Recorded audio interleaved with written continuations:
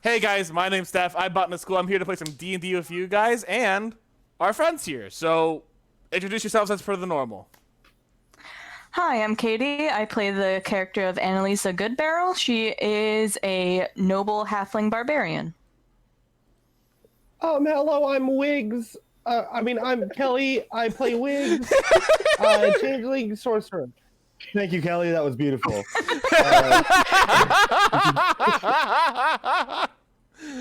My name is Neville. I play Ordo Broken Tusk. He is a oh my gosh, a Tempest cleric. There we go. Oh gosh. And I'm Noelle. I play Tuck Sparrows. He is a half-elf rogue. My name's Steph. I play everyone else, and that's really honestly about it. I'm going to actually do something real quick. I'm going to change the Streamlabs chat box because your boy forgot to do that before the game started. I am fully prepared. I'm gonna change it to boxes. Here's the thing, words. And it's changed. Do tell us more about words. Yeah, it's all about words. Yes, words. I mean, it is D&D. It is all about words. It is and all about words. imagination. And math. I will say this, just so you guys.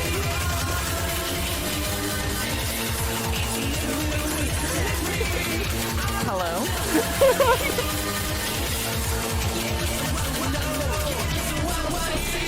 Did I break Steph by How many stubbing? times did that come up for you guys? That came up for like me 3 times. I don't know. Oh wait, do I have to resubscribe? Oh yeah, you do have to resubscribe like every month. Yes. Oopsie poopsie. It's like, okay. Hold on. I'm gonna have to like figure that out. That came up for like me like 3 times. I heard We Are Running Through the 90s like 3 times, so I'm gonna have to see if I can fix that later on. But yeah, thank you guys.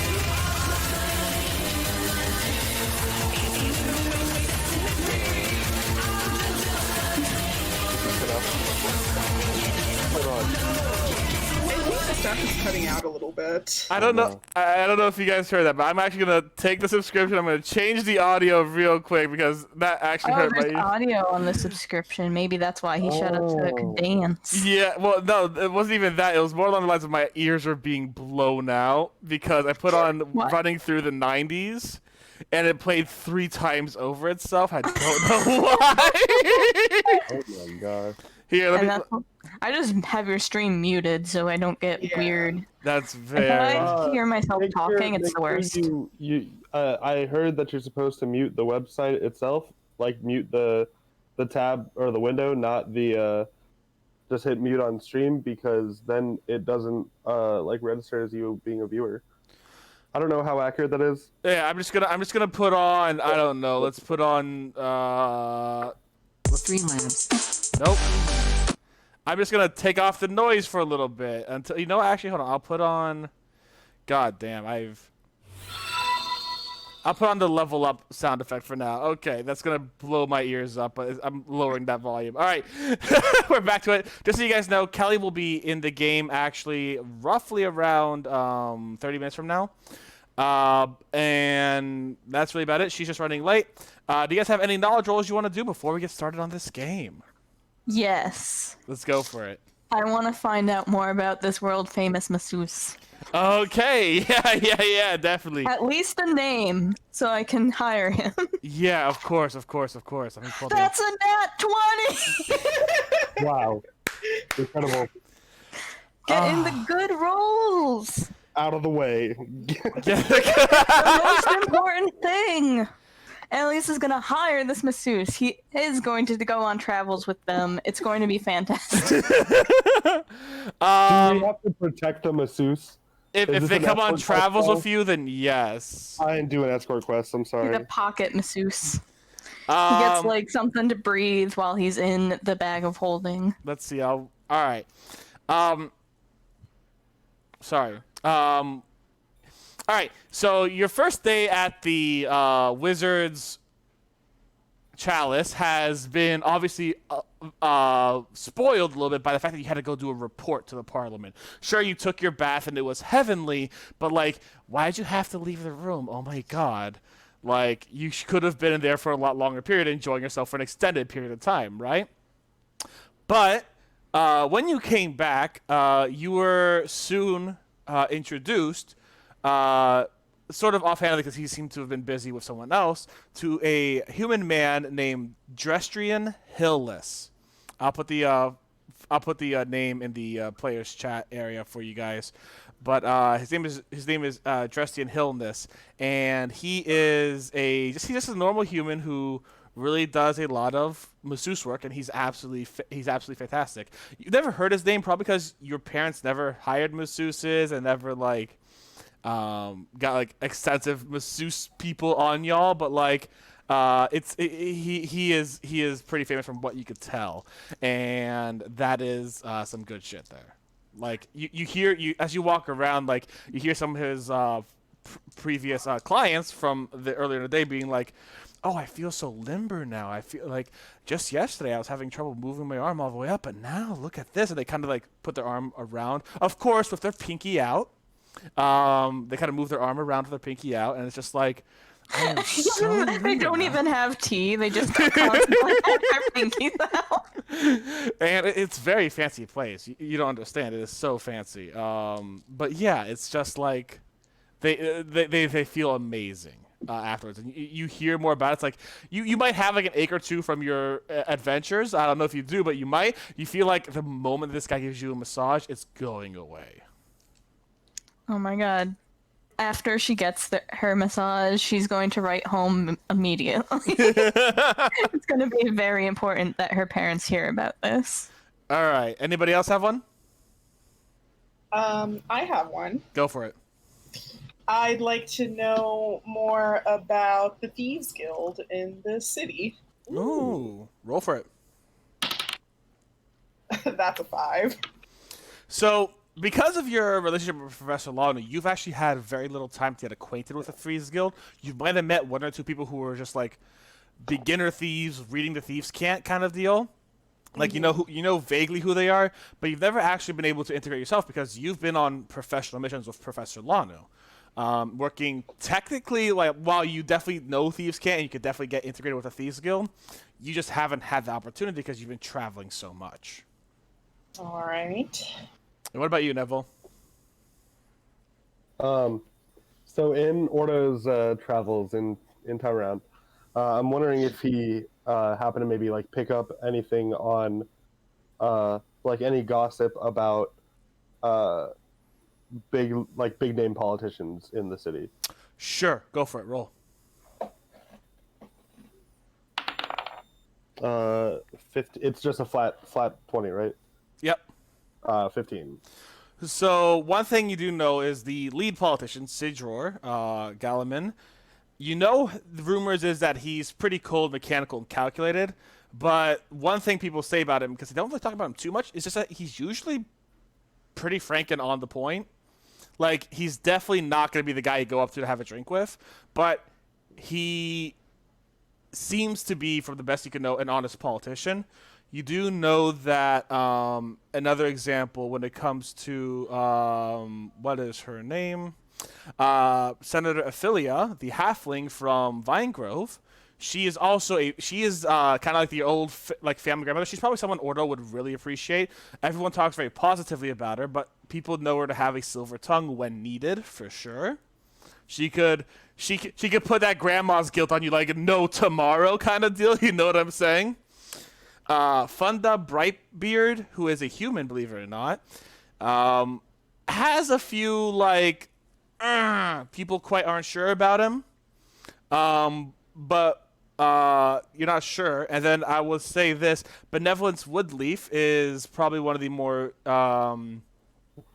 stuck-up ones, but once again, it's more of an attitude towards the individuals versus like what their policies are. They all don't have too various a difference of policies yet, primarily because there hasn't been the opportunity to be more political than how do we protect ourselves from Clem. So there are slowly starting to have divergences in how you manage things. To the best of your knowledge, Sidror seems to be kind of like the controlling group who seems to be fair and very lawful, very honest. Lady Felia seems to be a lot more compassionate. Benevolence seems to be actually significantly more analytical. There are a few others here and there, but you do know that there is like a specific senator for the outpost, because there's a few outposts around to help traveling going on. There is one senator actually for all the outposts, since they are very small groups of people. Instead of having a town, this one senator represents the outpost, and they seem to be very much so on the defensive, more like we need defense, hard kind of like militia kind of strategies, that kind of stuff. So it really depends on what the person's really working with. So there are quite a few varieties, but that's basically what you know. Heard. Cool. All right, we'll ask Kelly when she gets here, but for right now, let's get into this reel. And I decided by the way, for those who don't know, I have decided to actually write an intro for every game now. just to get you guys caught up with what's happening. So I'm going to be reading off an intro for a little while, and then we're going to get into everything. I told these guys to prepare some own personal headcanon, see what they want to do with everything. Admittedly, I told them like 3 hours ago to do that, so it's going to be rough. We'll see how that goes. You guys ready? Heck yeah. Already. It's been a few days since our party has arrived at the Republic capital. For some of them, it was their first time seeing the mishmash of cultural art decorated to the smooth sandstone walls of the buildings.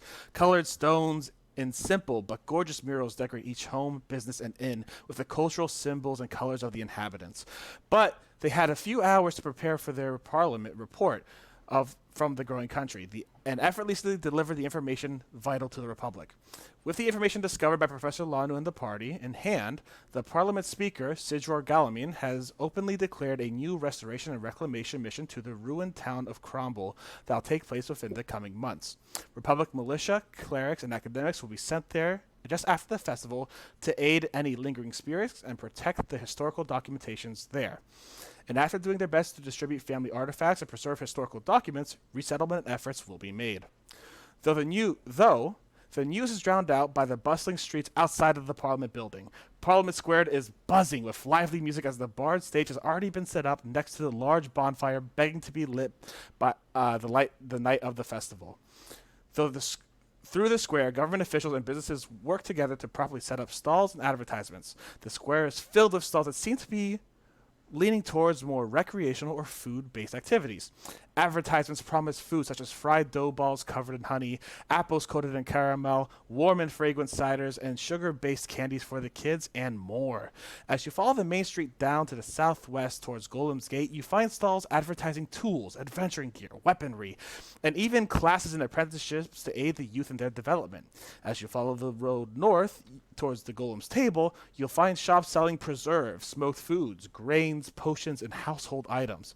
And of course, the merchants' quarters is filled with a variety of knickknacks and paddywhacks, and a familiar, wondrous wandering emporium is hidden amongst the merchants. We find our party here today preparing in their own ways for the festival, perhaps some more than others. So, in these past few days, you guys have been here like 2-3 days. What have you been doing? Let's start with Annalisa.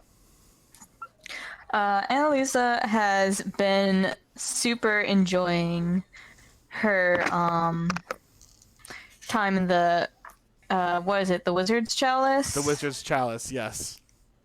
Yeah, she's been just having lovely baths, going to that masseuse. I think she's also taken the time to write home, sort of talking most, like 90% of her letter is about the Wizard's Chalice and how awesome it is there, but she does what she talks about Cromble, she kind of she doesn't go into a lot of detail about it. She's just kind of like, we explored it and I was awesome and that was that. Like, she's a little almost surprisingly brief there, but yeah, I think those are the main things she's done. I don't know if she would visit Tuck's mom. Like, I'm not sure if they've met or not. If they haven't met, I don't think she would meet her, but if, like, she's... Because I know she kind of, like, knows Tuck, but what do you think, Noelle? I'm guessing that his mom would probably be busy with setting up the festival or setting up for the festival. I think that he's kind of assuming that they'll meet there eventually. Yeah, so I don't think she's been, like, doing much of that. I think she's just been using this as some, like, well-needed R&R. Fair enough. I will say this. Plumbing. I will say this. Let me roll for it real quick. Ooh, nice, 19. The masseuse is fan-fucking-tastic. Your second day there. I rolled a nat 20 on it. You rolled a nat 20 on knowing him, but I just rolled a 20 for that specific, your first massage. I got you a 19 there. You go for your first massage in with the masseuse, and, like, I think after your 30 minutes, like you're just so relaxed, you don't realize you've been laying down there for 45 minutes. He's just kind of like putting down like warm towels on your back kind of deal to like let you relax more.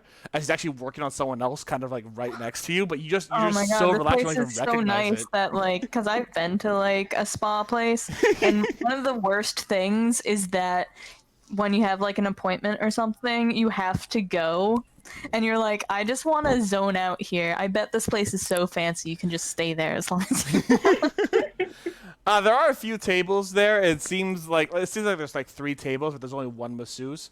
You're not sure why there's 3 tables, but like it's safe to assume that on a few people's try they just kind of zone out for 15 minutes. You've been zoning out for like 15 minutes before you kind of come to the realization, oh, I don't feel hands on my back right now. This feels so amazing. I feel so Oh my limber. god. That's fantastic. Ordo. Next round is the hot stones massage. Get ready. You ever have that? It's so good. Nope. I've only done Okay. chiropractors, which I love going to the chiropractor. It feels really good coming out of the chiropractor. No, I've been to a spa like twice, and those hot stones, they're really, really good. All right, Ordo, what have you been doing the past couple of days? So Ordo has been predominantly spending his time focused on helping out at any, like, again, the usual orphanages, orphanage. I don't know what's the is orphanage? Orphani. I don't think orphanage is right. Orphanages, I believe. Anyways, God, I hate that. But or at like any schoolhouses or anything kind of Sure. where people who might be less fortunate or with less family during these holiday times, he might be able to shed some light and help, make some smiles and whatnot. For sure, you spent your time quite a bit at the orphanage. There definitely is a level of poverty, of course. There are regions, I will say specifically within. Let's take a look here at the Golem's Gate towards the end. Sorry, at the Golem's Table. You see the border between the Golem's Gate and the Golem's Table on the top part of the map between the orange and the red. Yes. There is an area around there that definitely does have some people who are less fortunate. The city still isn't so it isn't so massive that it has anything like a slum or anything like that. But there are people who are less fortunate. In that area who, of course, need some basic help. There's definitely like a homeless shelter kind of deal that help people with actively getting back on their feet, getting jobs and apprenticeships. So you could definitely be spending your time there, maybe more clerically leading like a sermon or something, if that is what you want to do. Or even if you want to just do some basic healing around the area, you could definitely spend your time around there. There are less fortunate, but once again, it's not so much so that there's slums. It's still a relatively small city comparatively to what big cities could be during this time. But it definitely does have some more unfortunate people there, for sure. I guess another thing Ordo would want to be doing, try and take advantage of being in a large city like this, is he wants to take up a life of crime. Okay, roll that stealth roll, baby. No, absolutely not. That's one chaotic evil point for Urda. No, so Ordo would probably want to also see if he can learn from any other clerics or medicine folk or healers or just people in general who are, focused around helping and healing and helping with ailments and, things like that.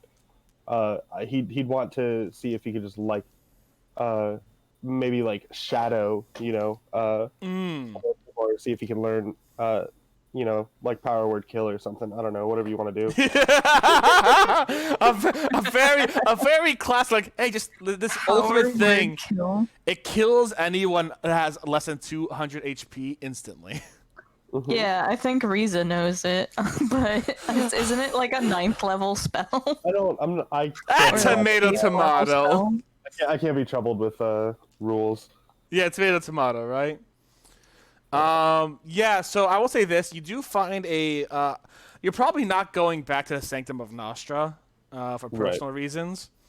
So you do find yourself the Church of Ina, who you are aware that traditionally the Church of Ina actively promotes healing and like goodwill, kind of like your stereotypical goodwill church, right? They don't necessarily have like strict laws and regulations, and don't necessarily like push forward the hard work ethic that the god Nostra does. But the goddess Ina kind of just pushes forward just being good in general and doing what you believe is right, which you imagine, though you have not seen, can be misinterpreted in the same way Nostra's work has been misinterpreted. But you do find you do go to the Church of Ina, and you do see that. Say again? Sorry, was it Nostra he worshipped or Zephra? Zephra, excuse me, sorry. Sorry, didn't mean to. no, I don't you're- mean to be like pointy, but No, you're 100% right. Nostra's a completely different goddess I was thinking of. The Sanctum of... I forgot her name already. Zephyr. Zephra. The Sanctum of Zephra, who was all about hard work and dedication. The Church of Ina is just kind of your stereotypical goodwill church. And you do happen to meet a younger, in comparison to like a lot of other elves, female cleric by the name of Gilmy. Oh, NPC generator, man. Gilmy Rivali. No, sorry. You know what? I'm gonna change the name. Rivali, not that guy. Vivaldi. Breath of the Wild now in D&D. Ruvali. Her name's Gilmy Ruvali. She seems to be kind of the outreach coordinator, shall we say, for the church itself. So she actually does things like seminars, education. She's taken on apprenticeships and helped train some people who wanted to be in the clergy. You are aware of her if you'd like to go and actually see what she's up to. Yeah. All right. Yeah. You head towards the north, south, east, west. You head towards the western part of the city to the small and to the small, not quite humble, but it's physically like a small area. The Church of Ina. They seem to be doing mostly outreach kind of things versus like actually have a service inside their home. Cool. And you eventually do see you kind of wait around for her because you assume she's out. You have a pleasant conversation with some people who are there. It's nothing's too crazy, but eventually you do see a woman. She has kind of silvering hair. She looks a little older, but she's not obviously like 700. She's probably like around her 500s. Gotcha. But yeah, you see her kind of.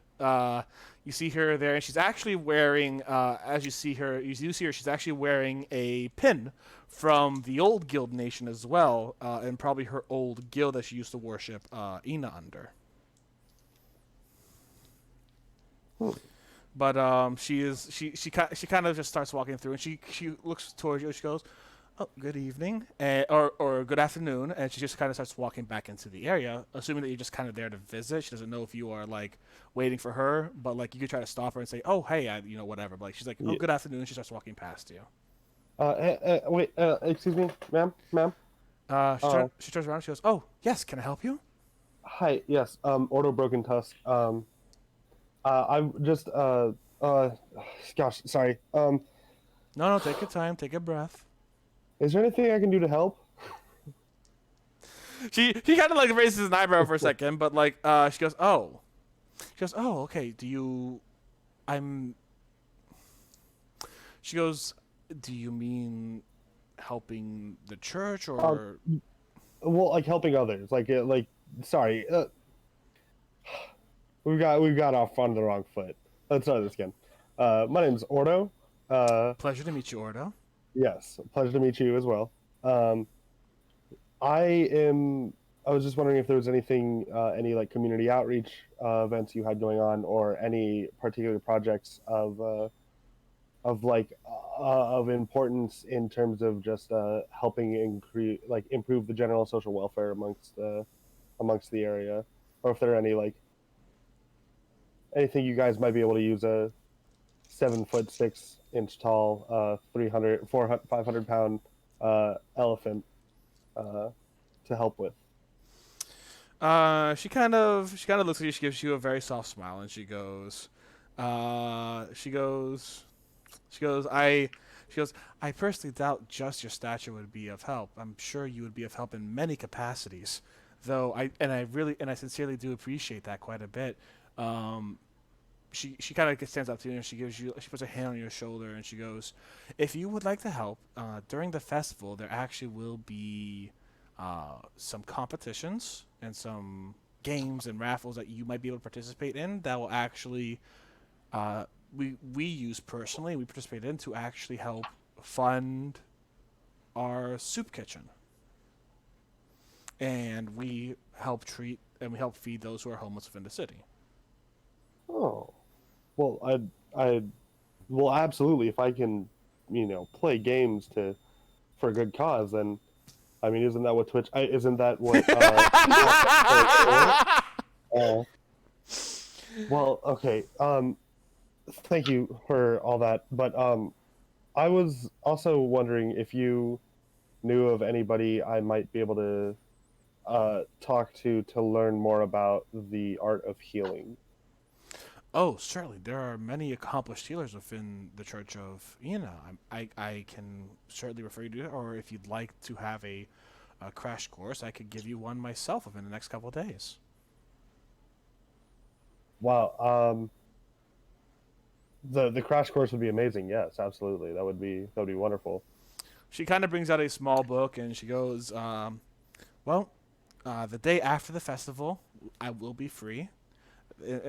Just so you guys know, the festival's in like a day or two max. Like, it's very Mhm. soon. She goes, the day after the festival, I should be able to help you out a little bit. We will, of course, I'll be teaching you as we actually go around and heal those who need healing. So you will be getting a on-site crash course if that's acceptable by you. That would be amazing. Thank you so much. And sorry to bother you. Just one last question. Of course. Um, what type of food-related competition might there be tomorrow, or at the festival? Food related, I don't believe there's an eating competition, she goes. But Well, I meant possibly in the realm of a bake-off. Hmm? She goes, I could take a look at that. I believe it's not something we've participated in ourselves, as ones we participate in are typically used to help fund everything else, but there might be a bake-off. You give me a little bit. Let me check a look at that for you, all right? All right, wonderful. Thank you so much for all your help. You have a wonderful day. Of course, and you as well. Uh, Blessed be unto you. and onto your spirit.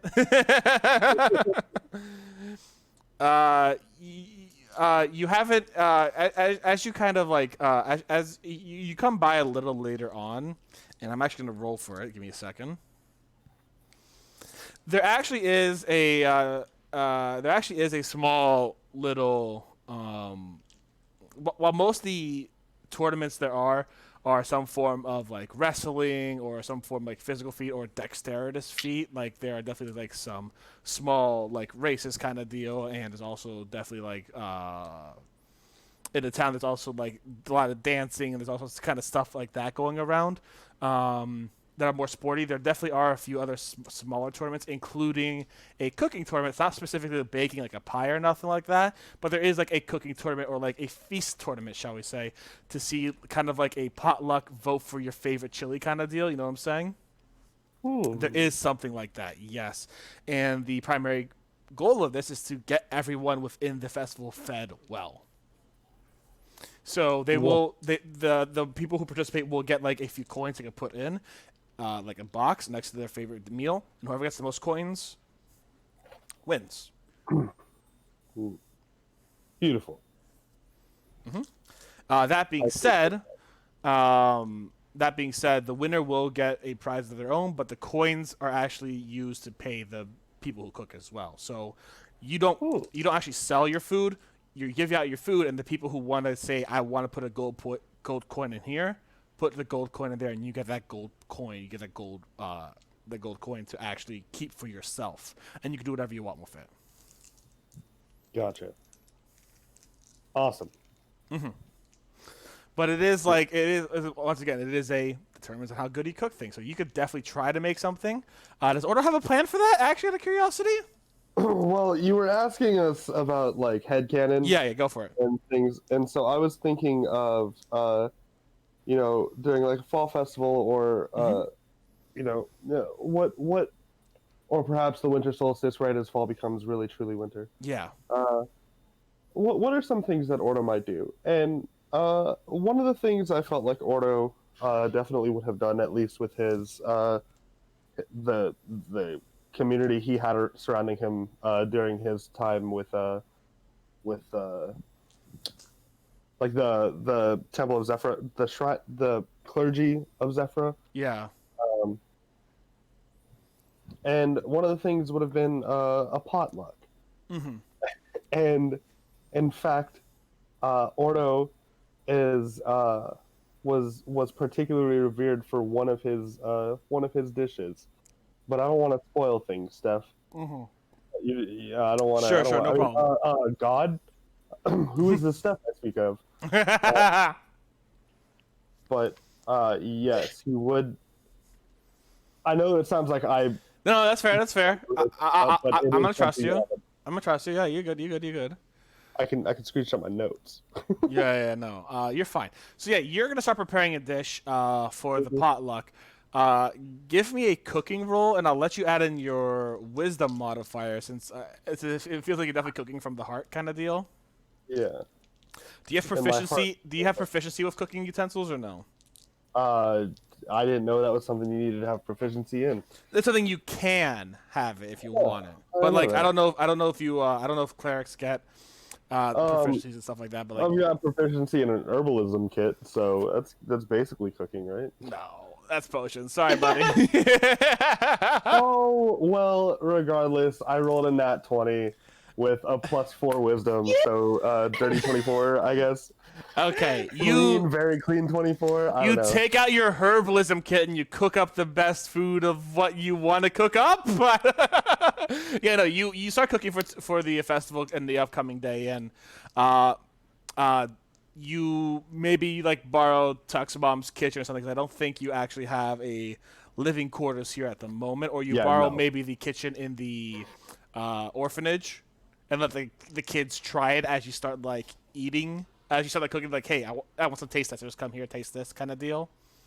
So you get the kids good food, and as well as the fact that you get to make your dish perfect as you want it.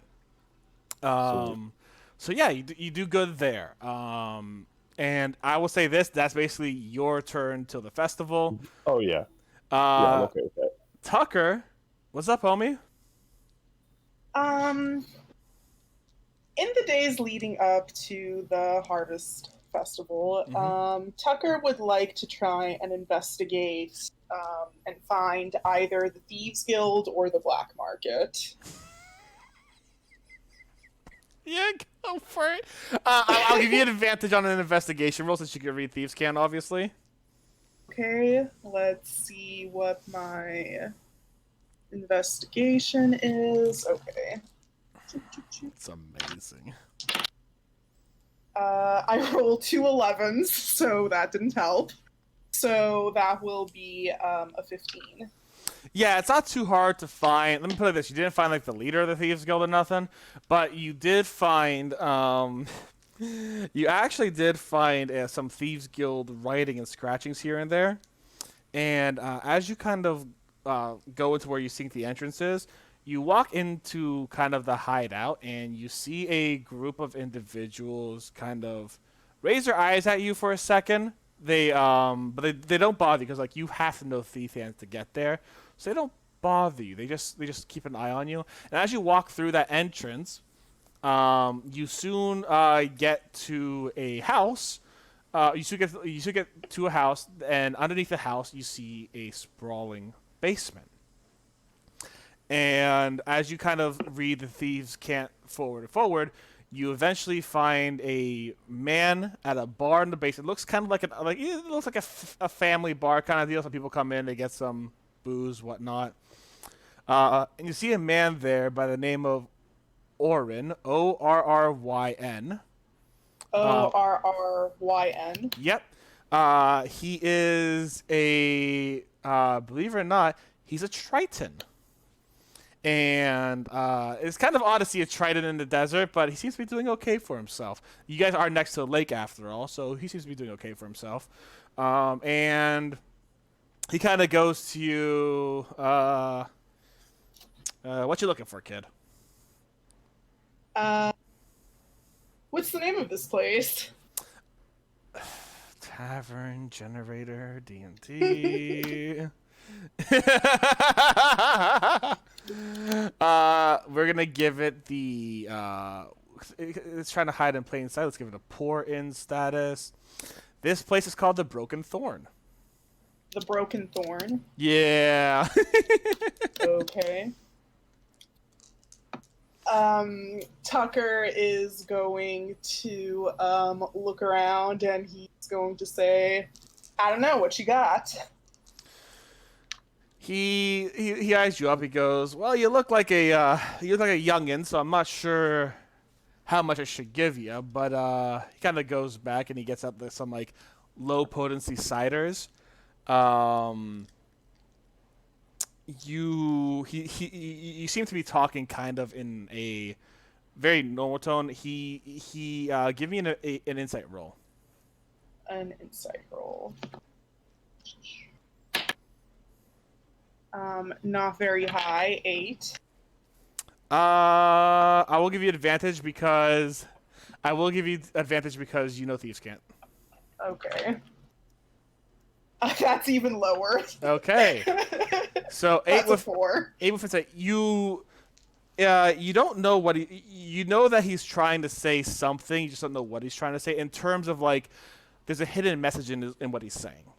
Let me put it like that. It's a different dialect. Yes, a different dialect of thieves can't. Yeah, it's definitely a different dialect of thieves can't where you're talking to him and he's just kind of, hey, you're a youngin. I don't know what I could give you, but let me see what I got. And he kind of goes for the ciders. What do you say?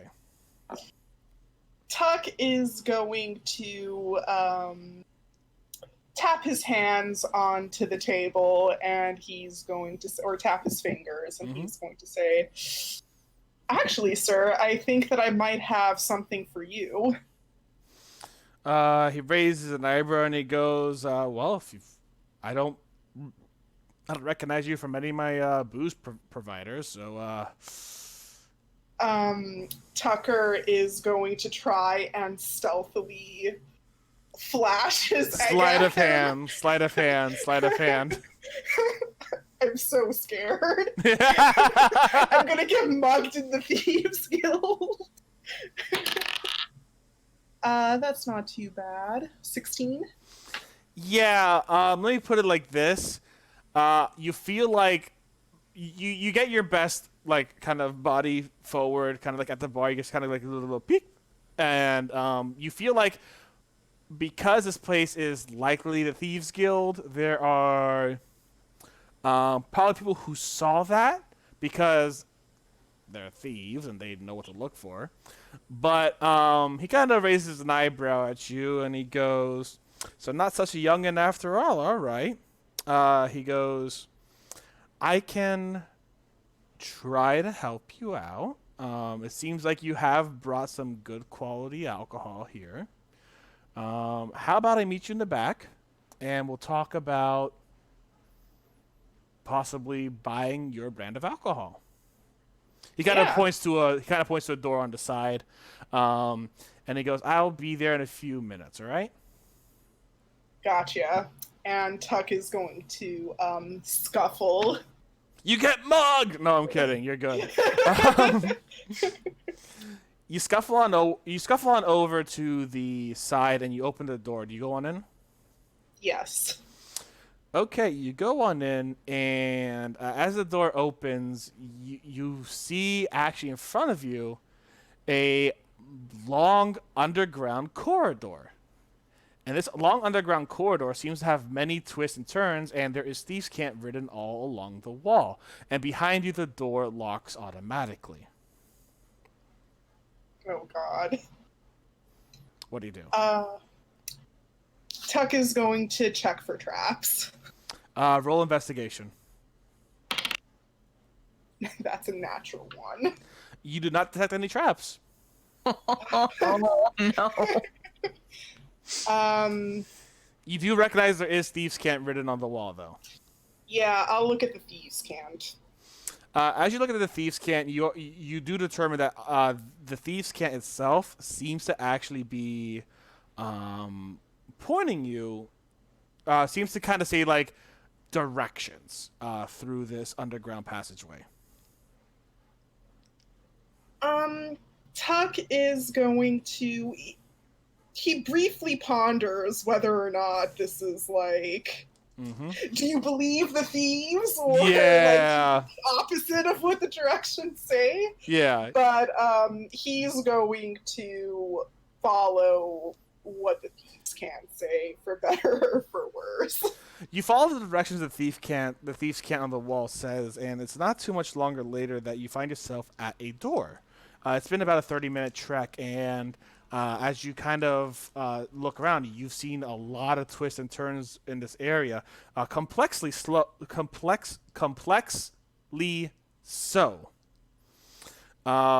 And you eventually end up at a small wooden door, and the door has a thieves' cant for marketplace. I walk in.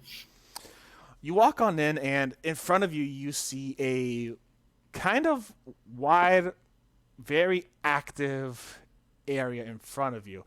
There is a lot of people walking around the area.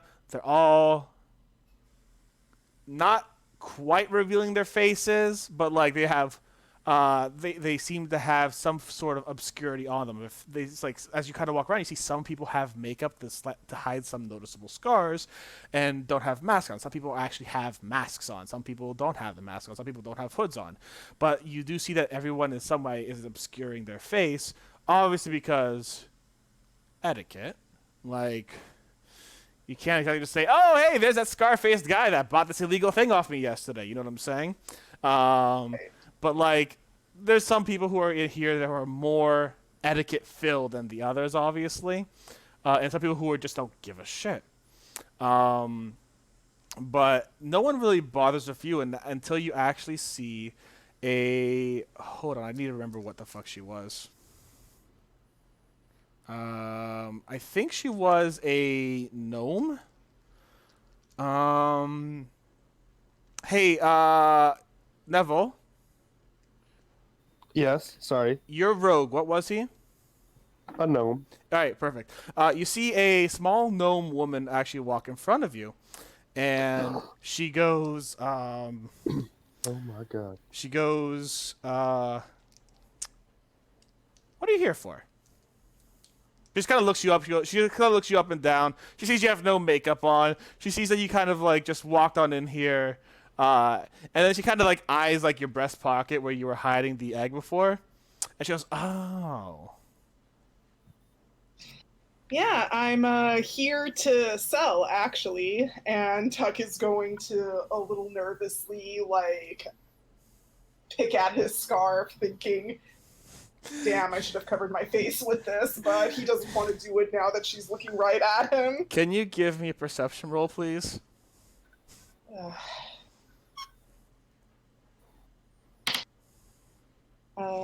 Perception. Yeah. That is a 14.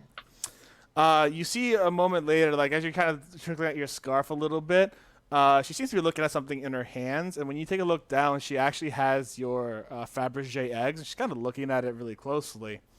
And she goes, "Oh, this is a nice piece. Where'd you get this from?" Tuck looks really surprised and annoyed, and he's going to say, "The wizard's chalice," and he's going to try and snatch it back from her. Give me a dexterity roll. Straight dexterity. Straight dexterity. She's making a save against it. 12. You try to snatch it back, and I want to say it's infuriating because she actually just moves the egg like an inch away from she doesn't even bother really like trying to like move it away from you.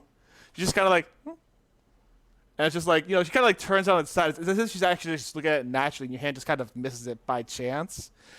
And she goes, "Oh, yes, of course. I've been eyeing that place for a little while myself, actually. I'm surprised you got through it." I just need to gather a little information, which also might be for sale for anyone interested. She raises an eyebrow, and she goes, "Well, it's a good thing you've loudly proclaimed this in the middle of the marketplace. So, good luck there." And she kind of gives you a pat on the shoulder, and she goes, "Oh, careful. There are people who are just as good as me around here." And she gives you the egg back, and she starts walking away. And she just kind of like puts a little shh sign on her face, like you should be quiet around here with your intentions, before you kind of see like she gets lost in the crowd. Damn it. Tuck is going to clutch at his little egg. Keep it very close to the chest, and he's going to look around to, like, what's the deal here? Like, are there booths? Is there, like, a person you can, like, go up to? Or is it just, like, a free-for-all? Give me a perception roll. Because at this point, you're trying to decipher what each person here is doing, and everyone in some way, shape, and form is concealing themselves. So give me a perception roll. 13. So you are able to determine like who's buying, who's selling, and stuff. It's not kind of like outright booths. It's more along the lines of there are people who have kind of almost like made in shops, kind of like into the walls of the underground area. And when people want to kind of talk, you kind of see that people some kind of just kind of like walk into these quote unquote shops to do business, and that's kind of like a private business kind of deal.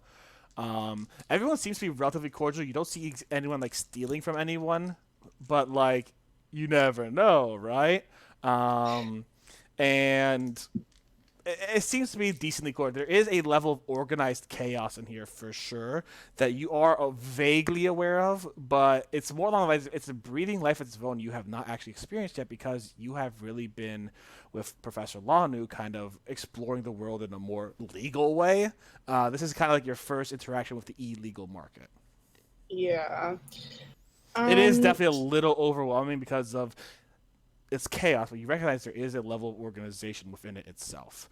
The area itself is simple. There are areas that obviously look to be made into bars and taverns, etc. On the side, there seems to be areas almost like an inn with bedrooms, etc. But you recognize that this area is definitely a level of organized chaos of this marketplace, for sure.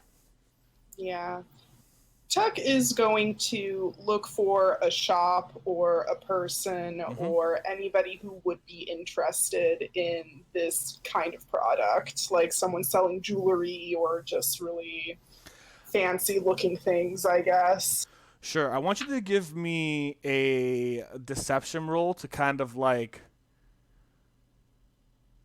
feel. I want you to kind of give me a deception roll to kind of choose a role. I want you to give me a role that kind of protrudes your level of confidence out to the world versus them actually like seeing you, seeing them you as an equal or not. So I want you to give me a role. It could be deception, it could be intimidation, it could be persuasion, or it could be something like that, or just a flat charisma role to really determine like how you feel to the rest of the area here. What do you want to do? All right. I want to check what I have the highest modifier in. Actually, I feel like deception is the... Can I do a stealth roll? to kind of just stay out of the. Sure. You know what? I'll say you can do a stealth roll. It'll be a little harder though. I'll just go with deception. All right, roll for it. 12. So you, as you kind of walk around, how you think clearly. You give off a thing like this. You know how the cornered cat's the most dangerous cat, or cornered animal's a dangerous animal. It's more along those terms. Like you are so kind of aware that people aren't gonna exactly try to like pickpocket from you. They know you're a newbie for sure, but you're so aware that it's not worth their time to risk it. So you're able to eventually find a dealer of curious goods as you kind of hear someone talking off on the side, but you do kind of actually recognize that. Give me an insight roll. Oh It's no. waffles down here.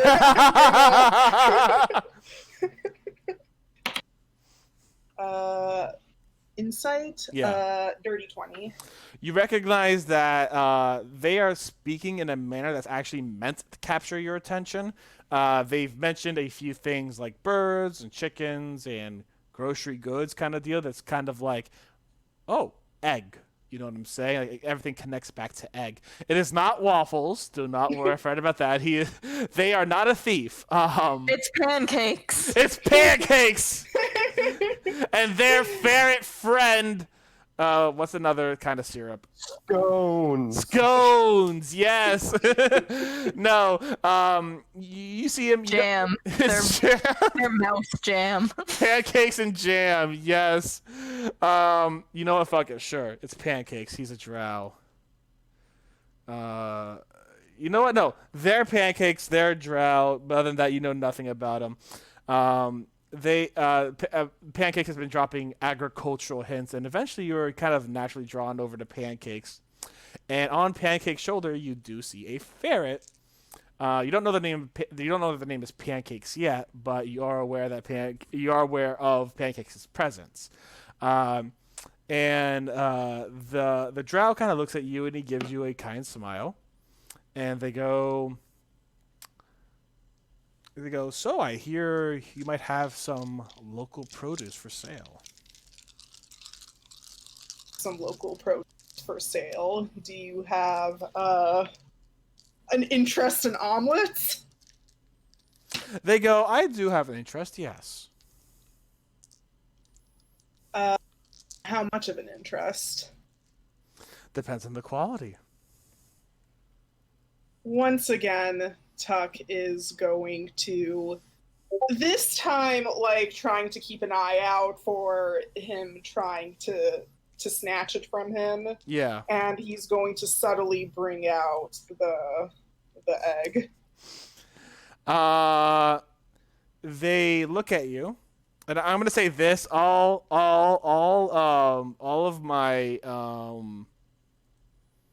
of the waffles-esque, breakfast-named esque merchants will be they them. I'm gonna do my best to remember that myself.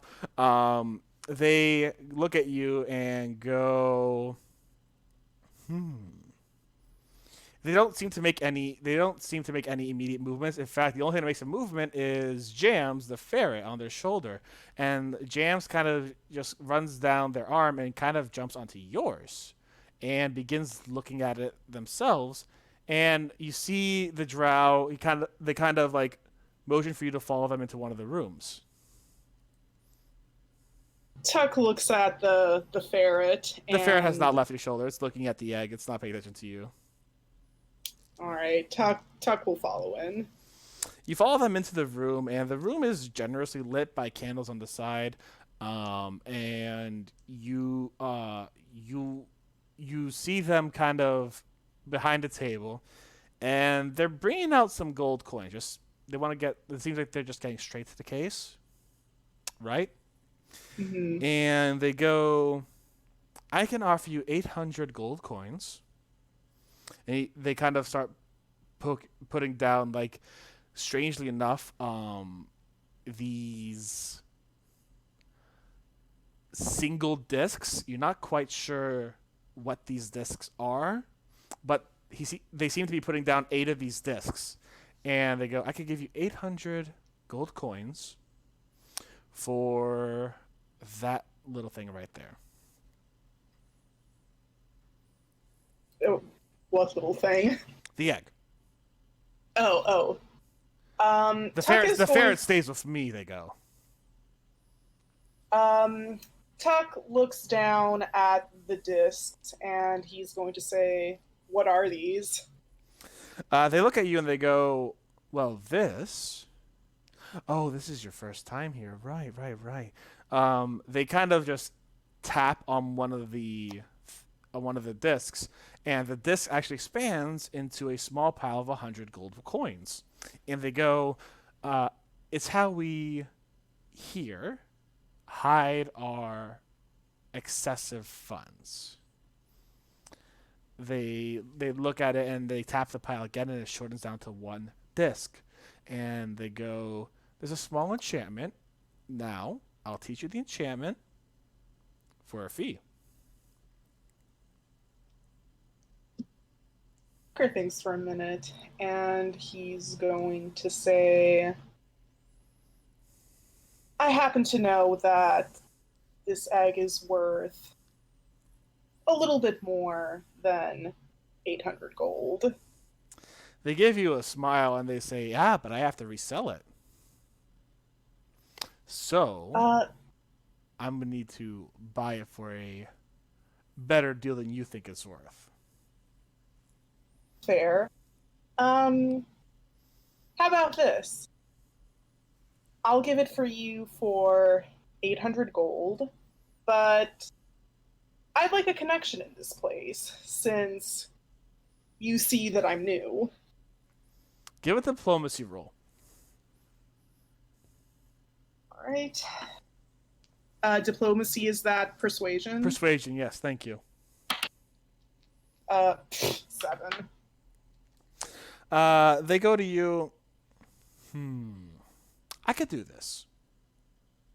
I can get you a connection. And they look at you and they go, here I am. And who are you? They introduce themselves. My name is Pancakes. You might have met my cousin on the surface world. They go by Waffles. Yeah, met that guy. They sell some interesting things, though I prefer to sell valuable things. Can I do an insight roll on this guy? Oh, for sure. Give me an insight roll on them. I specifically want to know if they are being legit in being a connection for me. Sure. Oh my god. Okay, a 5. To the best of your knowledge, they are, yeah. And how can I get in touch with you, Pancake? Pancake kind of taps their chin, and they go,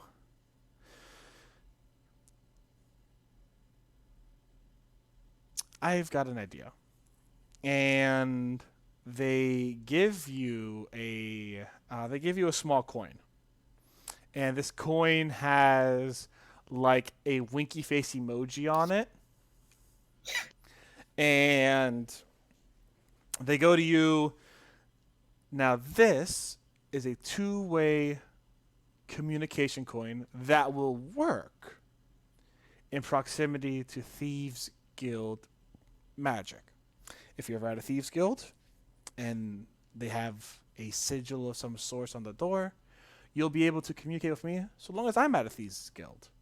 And they kind of go to the opposite end of the room, and they take out a coin of their own, and they speak into it, and you see that the coin on the table starts to glow a bright yellow color. What do you do? Tucker is going to pick up the coin, and he's going to say, "Great. I happen to go." As you pick up the on- coin, you hear like the words they're saying in your head, and they go, and you'll be able to speak telepathically to me. Well, you'll be speaking physically, and then I'll be hearing it telepathically. And and you kind of hear their voice ringing in your head, and then then you kind of like feel the ferret like pulling at your ears, if to emphasize it's in your head, not in your ears. Aw, Tuck loves this ferret, and so do I. um, Tuck is going to say, "Cool." Uh, he's going to take out the egg and put it on the table, and he's going to say, "There's a lot more where that can come from." They look at you with a smile, and they hand you the 8 coins, and they go, "Well, on the assumption that you can get me more, I will teach you the incantation just as a favor to put me in your good graces." And they're definitely like silver tonguing you a bit for sure, but they kind of like slide the incantation note towards you, and they go, "All you need to do for right now, just tap them, and they will turn into the coins you're looking for. I highly recommend waiting until later, but if you ever need to hide your stash, the incantation's on that piece of paper right there." Tuck is going to take the piece of paper, and he's going to take the disc, and he's going to say, "I appreciate that.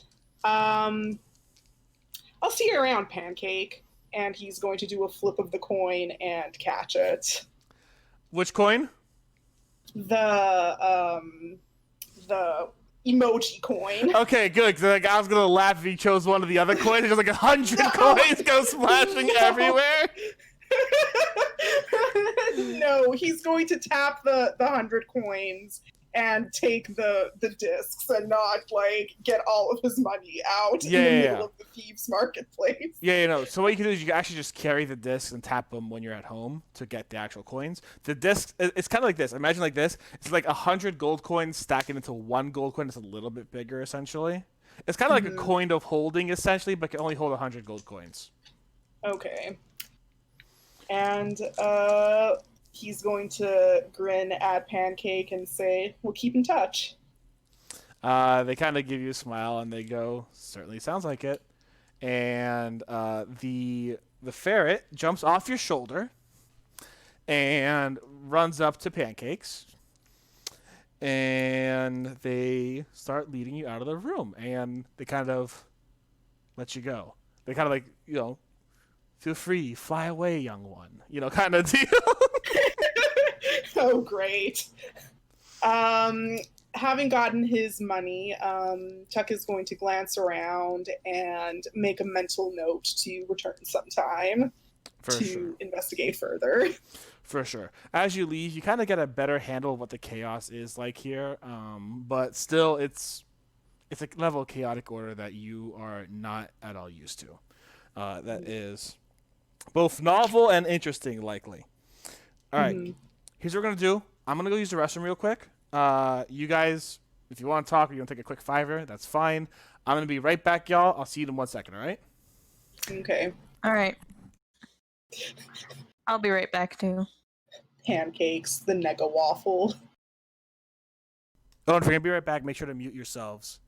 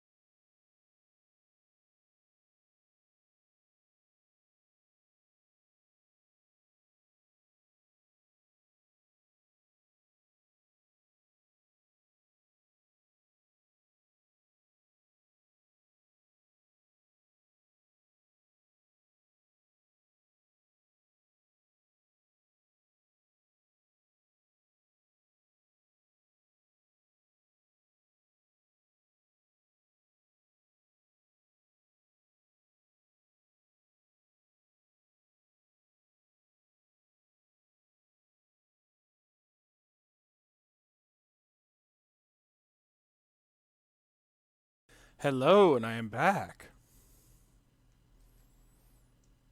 Can anyone hear me?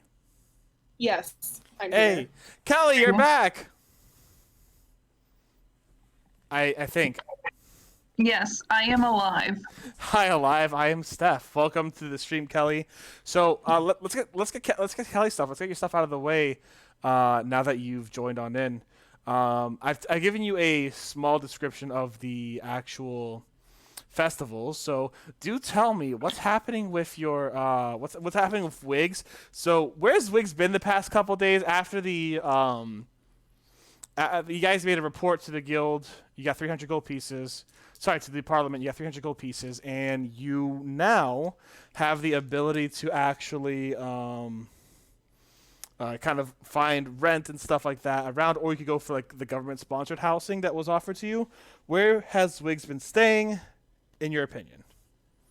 Like, she could be staying with Ordo in the place Ordo's at, if she trusts him. Yeah, she's definitely staying with Ordo because she does not trust the government in that aspect. Stay with them. Me neither. I would say right now, like Wiggs is feeling pretty lighthearted. She's into the town. She likes it. Of course, she's on edge. Like if people get too close to her, she's looking over her shoulder. But she's definitely in a more lighthearted mood being in this town. Got you. And I feel like Wiggs has been exploring more of a possible, like looking for like bookstores, things like that, since she's been in this town. This will be your knowledge roll. Give me a d20.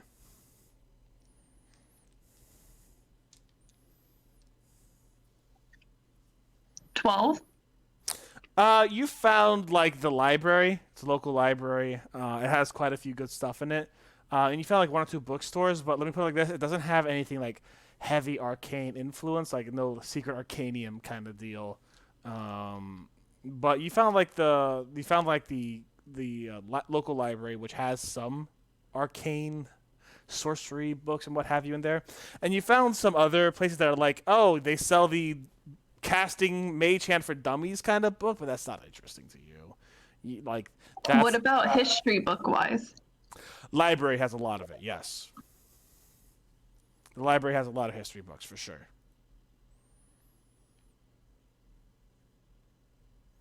So if you want to go to the library, you could definitely do that. I'm gonna go to the library.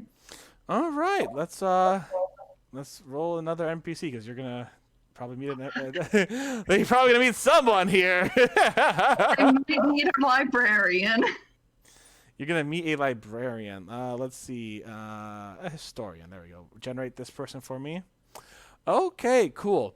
As you kind of walk through the library, you're kind of wowed by their current collection, which is actually quite a bit. You do eventually run into a. Was it chromatic dragons that are good, or not chromatic dragons that were good? I think chromatic dragons are good. I can look it up real quick. Chromatic dragons being exclusively evil in nature. Never mind. Oh no, that's off. Yep. Blue, red, green, those types of ones. Mm-hmm. Yeah. Big, beautiful. Yeah. Okay. So let's go for the metallic dragon colors. What are they? For D&D, the metallic have brass, bronze, copper, gold, and silver to be the good side of dragons. You do see a. You see what looks to be a silver dragonborn actually walking throughout the area. And she seems to be carrying a lot of books, and she's kind of placing them back and forth within the aisles and organizing them. She doesn't seem to have noticed you because she's not paying attention to you. She has herself, kind of on some basic, very clearly like professional working clothes, and is just wandering around, seeming to like really work hands-on with the collection that there is here. Okay. I'm going to approach the librarian. All right. You do so, and she looks at you, and she kind of gives you like oh hey, she goes, oh hello. Is there something you need from the collection? Yes, I was wondering if you had any history books on just like the local town, just like a basic overview. Oh, of the capital? Yeah. We got plenty of those. She kind of like brings you on over towards the towards like a recent history section, shall we say? And she goes, "I'm surprised you don't know much about it yourself, though. I mean, what, maybe 20, but still, I'd imagine you'd probably know some." And she kind of pulls down like one or two books, and she just kind of hands them to you. And she goes, "Easy starter reading for anyone who wants to learn about the capital." All right, I'm gonna take those books. She goes, "Do you have a card to check them out with?"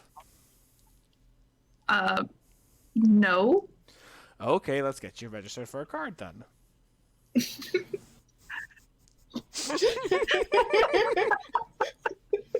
Okay. Registered for a library card. Wiggs gets a library card. That's the episode title. I'm gonna. Okay, I'm gonna sign up for a library card. You go over to like the little kiosk they have, and Kiosk. yeah, like a little kiosk in the library. That's interesting. Okay. Or saying the word counter 1,000 times is like, get a thesaurus, Steph. Come on. So I'm calling it a kiosk, okay? And she kind of gets behind on the other side of the kiosk counter, and she starts filling out some paperwork. She goes, "All right, just make sure to write your name, give your signature." And she goes, "We're just gonna need a print. We're just gonna need like a prick of blood to seal the magic, and we're good."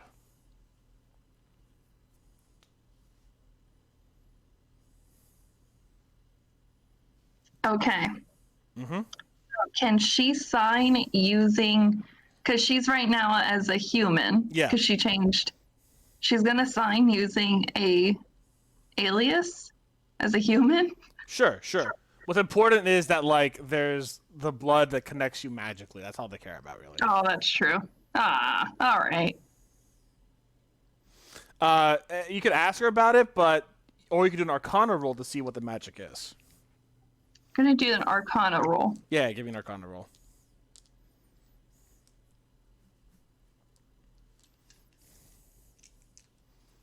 14. You're able to tell that essentially it's just a basic recording magic. Like it'll basically say this person has this book out, and if it's overdue, that's really about it. Are there fees? Are there overdue fees? Yes, but you assume if you make the same amount of money you've been making for like one mission in 1 week, it won't be important. Is there like there a are penalty if you never return it? You just have to buy the book, yeah. Okay. All right. Yeah, I'm just gonna take the books then and sign the thing. Yeah, you give yourself a little print pick of blood, and you sign the thing with your alias name, and you get a card. And you feel as you kind of feel. She goes, all right. So there are major drop-off points in all the big cities, and even the outposts that you'll be able to find. If you need to drop them off during your travels, that's fine. There will be a small fee that comes with it, but not too big. Just a traveling fee through the Republic Nation, and nothing too crazy. So it'll be nice and easy. We'll have your records on, and once the books come back, you can take out more. We do try to limit to five per person, unless they decide to buy the book. Okay, I'm gonna leave the library with my books. You leave the library. You have your 2 books on the history of the guild capital. You do have a 2-week span to read this, so that's your rental period. Dang. Actually, back at my old library when I was a kid, we actually had the option to buy the book too. If it was so late, we could just like buy the book, and that would be our book. It's kind of a good deal. Yeah. But she has no plan to return it, nor to buy it. Okay. From the library. Okay. Evil point. One evil. No, we'll see. We'll see if she gets evil points later on for this. So what? So it's basically the day before. At this point, I'm gonna say that's what you've been doing. You've been reading up the local history of the area, and you kind of have a general understanding. I do want to emphasize one thing as well. Something weird about this town that you don't see in a lot of other towns is that there are also sand golems walking amongst you. They seem to be around the same size as most humans, or most mid-sized creatures. Some are a little larger on the size of like orcs, some are smaller on the size of dwarves, and some are excessively large. But they seem to be just kind of like, let's say it's a sand golem's country. They're sapient sand golems just kind of walking around and vibing. You know what I'm saying? I do want to say that real quick. I realized I didn't mention them at all in my intro. Right now, though, you guys have it's the night before the festival. Ordo, you have prepared everything to cook tomorrow morning and bring it to the festival itself. It's just waiting for you at the orphanage thing.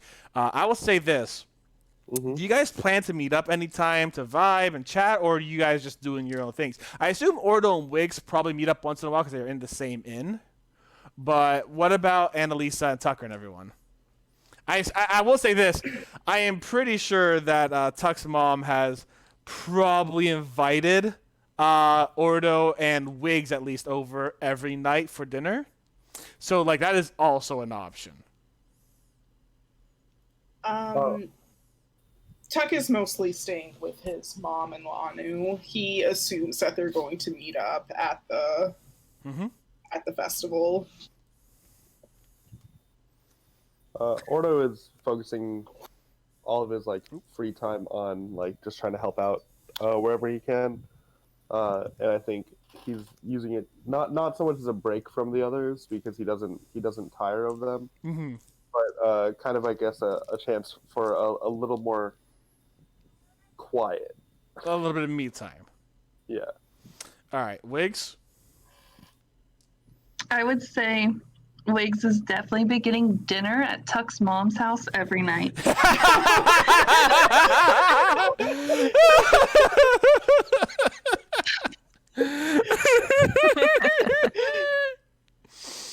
Is the salamander still on her? Yes. Yes. The salamander is still on her. One night when Wiggs is over, Tuck is going to kind of look for it, and he's going to like whisper and lean over, and he's gonna be like, "Hey Wiggs, you want to tell my mom about your little friend? She might be able to help you." Wiggs is gonna think. No, Wiggs is exactly thinking not the newt, but like someone in her past that she doesn't know about, and somehow Tucker knows. I thought you were going to think about Annalisa. Oh God, little friend. That's something Ordo would do. So I'm gonna look at Tuck's mom. Wait, what do I call her? Miss Sparrows? What would Wiggs do? I sent. Funny thing is, I sent Noelle a message just now saying I forgot the mother's name. What's her name? So I'm just gonna come out and say that. Sorry, I didn't see that. I'm on mute. It's Rosie Sparrows. Rosie. Okay, I thought it was Rose. Okay, so I was close. All right, cool. Yeah. So she tells you could call her Rosie. It's no big deal. Okay. All right, Rosie. Do you know anything about a little friend? She goes, "Oh, of course, I have plenty of my own." And she points around to the plants around the house that are actually doing like a little bit of housework around there. She's concocted some magic to actually make the plants work a little bit. So like one plant's cleaning the dishes, one's like dusting the bookshelf, that kind of deal. Other ones are brewing mysterious potions that you have no idea what they are, and they're just whisking away slowly in the cauldron, bubbling ever so slowly. So like basic animation magic? Yes. But for plants. That's interesting. Rosie, would you be able to teach me that? She goes, "How to control plants?"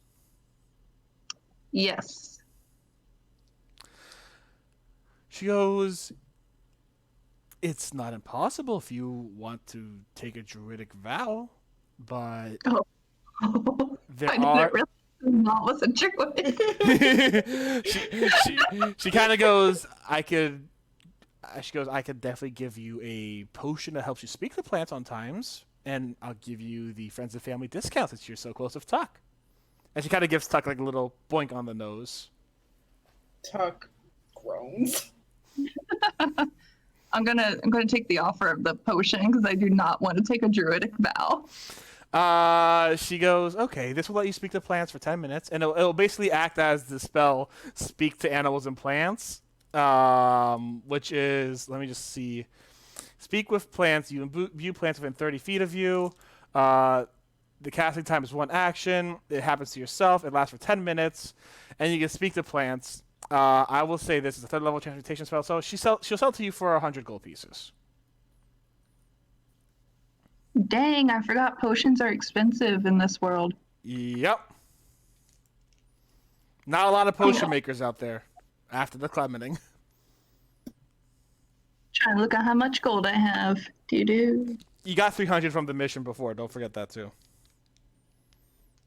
Yeah, I'll buy it. So you're gonna buy it?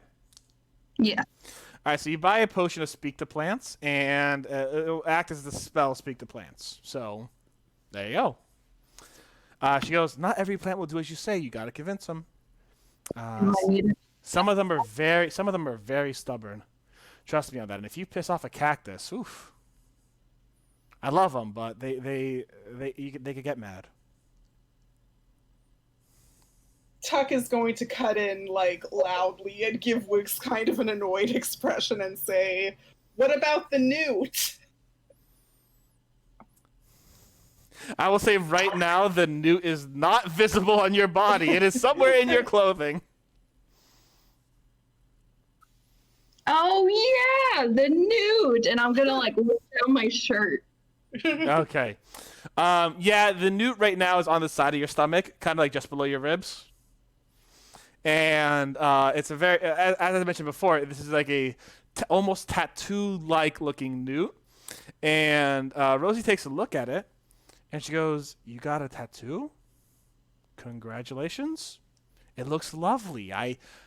Listen, I know some people think tattoos are taboo, but I support you.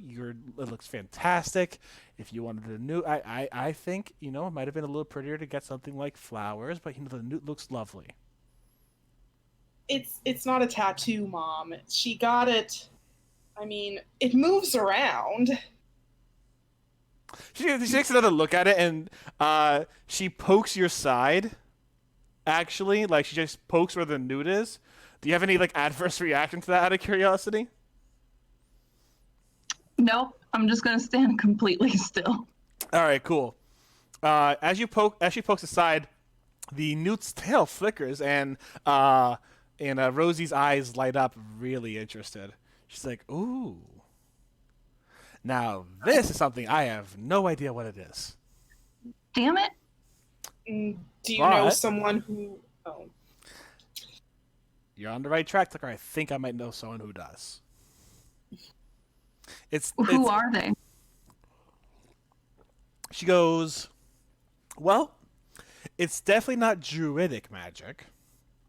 I know that immediately." You can kind of see her like, she's like focusing in on it. She's kind of like looking at it. She goes, "It's definitely not druidic magic, but I'm pretty sure there's some arcane professors I could talk to here that know a little bit more. I'm not sure. I'm assuming Lana doesn't know because you probably asked him already. But I'm pretty sure I could ask a few people around, probably at the festival tomorrow. But you're going to have to forgive us. It's a very busy time. We might not have an answer for you immediately." There's mail. Yes, but you could also wait like a day or two after the festival, and I'm sure we'll have an answer for you. That will work, Professor. She kind of goes, "Yeah, you're not gonna be waiting months. It'll be fine." And she kind of goes, all right, well, I have to start preparing the last of my potion batches for tomorrow. You guys, well, Tucker, you have to start helping me prepare to set up everything tomorrow. Yeah. Tuck's used to it. He knew. Mm-hmm. She goes, Wiggs, if you're welcome back. You're welcome to the stall if you need anything tomorrow. Otherwise, we will see you soon. Have a good night. And you kind of head on off, and Rosie looks at you, Tucker, and she goes, "Your friends are very interesting. I am so proud that you got such a good group of friends with you." And she kind of gives you like a little pull on the cheek kind of deal. Like she's like, "Oh, I'm so proud of you." Tucker blushes and pulls away a little bit, and he rubs his cheek, and he's going to say, "Yeah, I like him too." She goes, It's a shame that I couldn't meet Annalisa yet, but you know what? Tomorrow maybe." Yeah, you're gonna have a great time with her, Mom. She nods and she thinks you're being absolutely 100% serious. She's like, "I'm sure we will." Annalisa's gonna be an angel with his mom. If only the thieves' market was filled with just a bunch of my moms. Honest all the time. All right. It is the next day, and probably towards the evening. Tucker, you've helped your mom set up a stall on the northern end of the, towards the golems. Towards the golem's table. The stall itself is set up with a bunch of bright, bubbly potions and a cauldron behind with what your mom calls the potion of the day. And she has no idea what it is. She just kind of throws stuff in there and she takes it out. And it's a potion. So people could buy that as well. But she has a whole bunch of potions lined up, and everyone seems pretty excited. It is and after setting up everything, she goes, "All right, Tucker. Thank you very much for your help, sweetie. I will see you later tonight." She kind of gives you a kiss on the forehead in front of everyone. Oh my god. And she goes, "Just make sure you're here to help me take down everything, all right, hun?"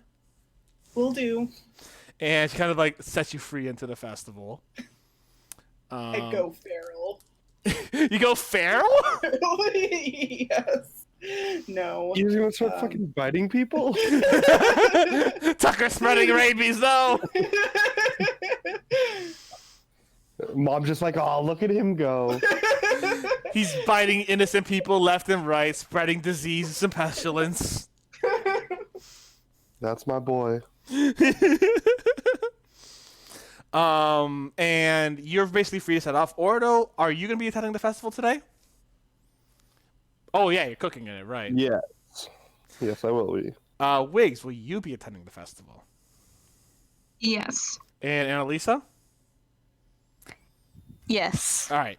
As the four of you start to get towards the festival, start to get towards the Parliament Square specifically, you hear, even though the night is young, it is barely like finished being afternoon, and it's still light out. You hear bands. You hear a band of bards already playing at the bards circle, and you see people getting ready to start lighting up that big middle like fire pyre. In fact, people are stacking up wood really tall already, and you do see there are like water stations around in case something gets a little out of hand. But like overall in the history of this town, the fire's never gotten out of hand. And as you're kind of looking around, everyone seems to be dancing, having fun. There are warm batches of cider that are currently being boiled to make sure that anyone can have some. There are fried donuts, which essentially are lucumades, like the little fried dough balls covered in honey, that are being made. And there's these beautiful caramelized apples and a whole bunch of like little candies and treats. There's like daggers and knives, and in the southern part, there's really cool like tools and everything going around. It's a very lively area. It's a very beautiful area as people start setting up decorations in front of their stalls as well, decorating them with a lot of bright colors that light up in the candlelight and in the torchlight around the area. And it is absolutely a festive atmosphere, to say the least. People are dancing and talking and having a good time. You kind of see that as people start to walk through the area, just at random. Sometimes, like, when they walk towards where the dancing would happen, like at random, someone would just kind of like invite them on, and there'll be just a random dance between two people for like a few minutes, and then they'll just like head on off to their own thing. And Ordo, you're actually brought into the Parliament Hall where the big feast will be happening. They've actually emptied out the Parliament chambers, and they've given everyone like a kind of a thing on the side, and have actually completely filled up the area with communal eating tables, where you could simply just go and get a lot of food, sit down, enjoy yourselves, as long as you're able to, in some way, shape, and form, donate to at least one or two of the cooks. So you, let me put it like this. Ordo, you and our friend, what's his name? Firewatcher, I think I called him. Mm-hmm. I know who you're talking about. Yeah. Well, I gotta say his name right so everyone else who doesn't know him knows him. That's true. Firewatcher. Yeah. Yeah. You and Firewatcher, the Goliath who is from the orphanage, are bringing like your food there. And you have your own kind of like assigned table or your assigned booth to yourself. I will say this. If anyone does actually look at who's selling food, you'll see Ordo's name on there. So like you can easily find him if you need to. So let's have a little fun with Ordo first. Ordo, Firewatcher kind of looks at you and he goes, "Man, you made a lot of food." Well, I hope to feed a lot of people. Oh, for sure. This is gonna like, it smelled delicious. The kids loved it yesterday. And like as he's talking to you, you see a few people kind of like leading your way towards your booth, and say, "All right, now you feel free to set up everything." And the Firewatcher goes, "Oh yeah, you're gonna kick some ass here tonight." He goes, Whoa, Firewatcher.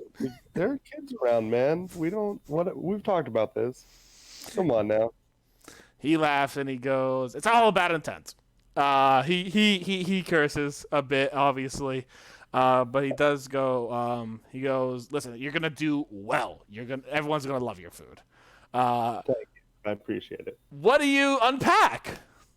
So, I have unpacked. I feel, well, Oro personally feels Sure. that the part of the meal that truly brought the most love and just connection to one another was when you finally got to share dessert. Ah. And so Ordo made a huge batch of sweet potato pie. Ooh. And they have a special ingredient, and I looked up just to see if one existed for this. But it's got what I found on the internet is called candy cap mushrooms, which are sweet mushrooms that add like a nice little like ooh to the food that you're eating. Is the mushroom like on it or like mixed in with inside of it? It's a garnish. Okay. It's a garnish. It's like candy cap shavings. Candy cap. I want to take a look at these mushroom boys real quick. Yeah. He shaved some truffles on top. Basically, yeah. They're also very hard to get, so they're expensive. So yeah, basically, I took truffles, added some sugar to it, boom, bada bing, bada boom. Okay. Sure. You got this candy cap garnish on there, and you see Firewatcher is just like his mouth. You see, like if you know, if this was anywhere else, his mouth would definitely be watering. He'd be like, like he definitely like does a little swallow thing, like, oh, I'm gonna have to get in line just for this later. I pull out a slightly smaller, still a pretty big pie, but a slightly smaller like square pie, and I just hand it to to Firewatcher, and I was like, Nah, he's like, no. I gotta come in line for this. I gotta come in line for this, like everyone else. Just like everyone else. Hey, Firewatcher, come on now. Just like everyone else. I made this one specifically for my buddy Firewatcher. I didn't make this for the festival. I made this for you. He looks at you and he goes, "We'll celebrate with it after the festival. How's that sound?" All right. It sounds good to me. He gives you a pat on the back and he goes, "All right, kill it out here tonight." You do the same, figuratively speaking. Yeah, for sure. Please don't actually commit murder. Please don't actually commit murder. Oh, okay, yeah. He goes, yeah. He starts walking out. He seems like he's going to go have himself a little bit of fun during the festival. Annalisa, Tucker, and Wiggs. I mean, I don't know, Wiggs, if you would have followed Ordo. You probably like are vaguely aware that he's doing something. But Annalisa, Tucker, and Wiggs, you guys have entered the Parliament Square. Where, what do you guys want to do? Are you guys going to meet up? Talk to me, homie. Tuck is definitely going to, upon seeing Ordo's name on the list, he's going to go and check up on him. I think Annalisa would probably, like, if she saw Ordo, like, yes, but also she wants to check out the food. Like, obviously it's not going to be as good as what she's been eating, but, like, her town has, like, festivals, so, you know, like, she has a craving for some of those, like, not high quality, but just, like, good homey food. Fried Twinkies. I'm just gonna say this really quickly. We just had someone subscribe. I'm just say this really quickly. We just had someone subscribe, and I have no idea if your voice went over their subscription notice, and it didn't correct itself the way it did before. Thank you very much for the subscription, Koneko. So all I heard was you, upon seeing Ordo's name, and then we are running through the 90s, and that was about it. I'm surprised you can't, like, mute that on yourself. Same here, honestly. My ears are blown out every time. So what I was saying... Thank you very much, Koneko, for your subscription. I love it. Thank you very much. All right, sorry, go on. Thanks, Connect. Thank you for the subscription. So what I was saying was... Annalisa would probably go because even though the food is not as good as the Wizard's Chalice, her family would hold, like, there'd be, like, a smaller festival, I imagine, in her town, so, like, she has some nostalgia for that. So, like, and the food's there. Got you. So, yeah, what about you, Wiggs? Would you be headed? Wiggs would definitely be interested in the food. Okay. But Wiggs is also going to look for, like, local psychics and stuff. Okay, cool. All right. So I'll say this, just to get you guys all together. You guys all start heading towards the food hall because that's kind of like where a pretty big deal of things is made. A lot of food is going around. A lot of people are making a lot of foods. As you walk in, you smell this mixture of delicious, sweet, savory, like aromas just bombarding you from every side. And you eventually see each other actually in there. I'll say Tucker's probably the first one in there since he's been helping set up with Mom. And not too much longer later, Wiggs and Lisa kind of trot their way up, and you guys all meet. So it's your first time seeing each other, like, sincerely, or seeing at least Annalisa in the past couple of days. What's going on with you guys? Annalisa, when she sees Wiggs, she's going to nod at her, like a friendly hello, because they're on good terms ever since Wiggs helped her look good in front of the professor. And she's gonna look at Tucker and make a face, but not a nasty face, just like me. Like, you know when you see your friend, but you pretend to not be happy to see your friend? It's that kind of face. And then she's gonna be, like, a little bit surprised to see Ordo there. Yeah, Ordo's like on the far right-hand side, and he's got his whole stall set up. Like, I don't think she knew he was from the Republic or anything, so she's like surprised about, like, she knew Tuck was there, so like Tuck being around or at a stall is not surprising, but Ordo serving up food is. Hmm. Can Tuck like hug Annalisa and like pick her up? That's what he's gonna attempt to do. You Can talk I amongst roll a yourselves. Yeah. do I have to do a dexterity saving throw or like what? Sure. Dexterity roll against the dexterity saving throw. Sure, go for it. Dexterity roll? Okay. No, you have a saving throw because you're getting out of the way. Tucker is doing a dexterity roll. Okay. It rolled right into my bag, so I have no idea what it went, so I have to roll again. Yeah. Reroll. I got a 14. It landed on a wire, so I have to roll again, which is lucky for you because it looked like it was about to be a 20.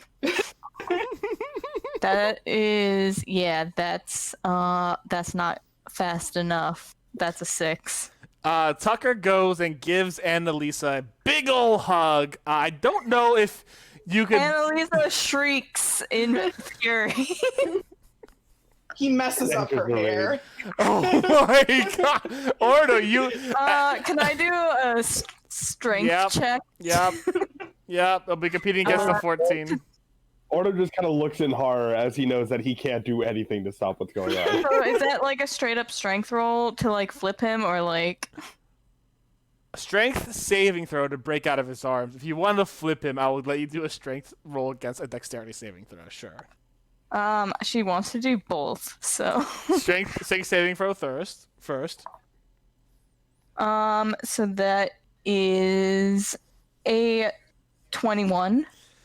Yeah. It beats the 14. So you break out of Tucker's hand, and you're about to go flip him. Tucker, dexterity saving throw, and at least it's just a strength. There's a strength roll. Just straight up strength. Okay. Got a natural 18, so 22. Got a 16. Dang. So you attempt to flip him over, but he does kind of get out of your hands really quickly. He takes a step back. Like you grab his arm, like ready to flip him over. He's just like yoink, and his arm is just right out of your hand. As like you see your body going forward as if you were about to flip him, but he's not in your hands. Tuck is cackling and running away from her. She's running after him. Everything else is forgotten. He's going to land a blow on him. All right, Wiggs, you are now alone in the Parliament Food Tavern area. I like to imagine, like, Wiggs is, like, kind of just, like, they're running around Wiggs, I like to imagine. Is Tucker running out of the building? Is Tucker running out of the building or, like, around the area? He's running around the area. Okay. They're just being like children. Yes, very clearly so. You guys are running around the area, and like, here's the thing. I want to imagine Tucker's having a lot better luck because he's be able to like get through the dexterously get through everyone with relative ease. No, I have when I use the dash action, difficult terrain doesn't cost you extra movement on that turn. So I think that's an argument for her going good. Also, she has her halfling nimbleness that lets her move through the space of any creature that is a size larger than her. Yeah, okay, so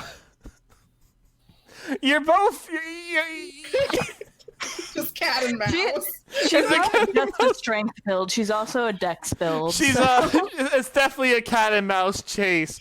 Wiggs, you see this very clearly, or not so much clearly because they keep ducking and weaving through people's legs and to the side. Tucker with his like trained nimbleness, and Annalisa for natural shortness and nimbleness. What do you do, Wiggs?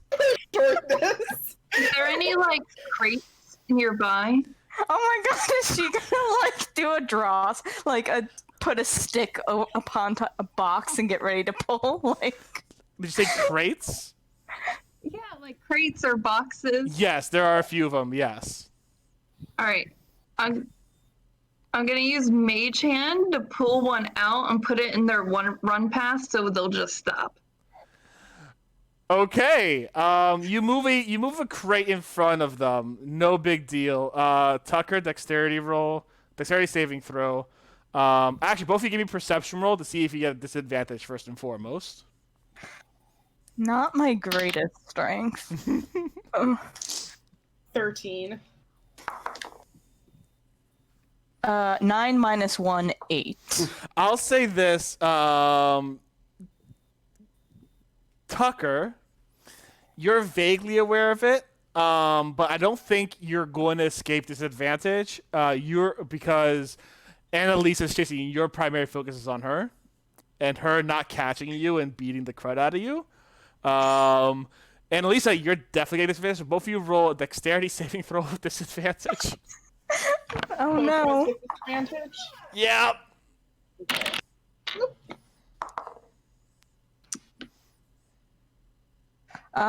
So with disadvantage, that's an 8.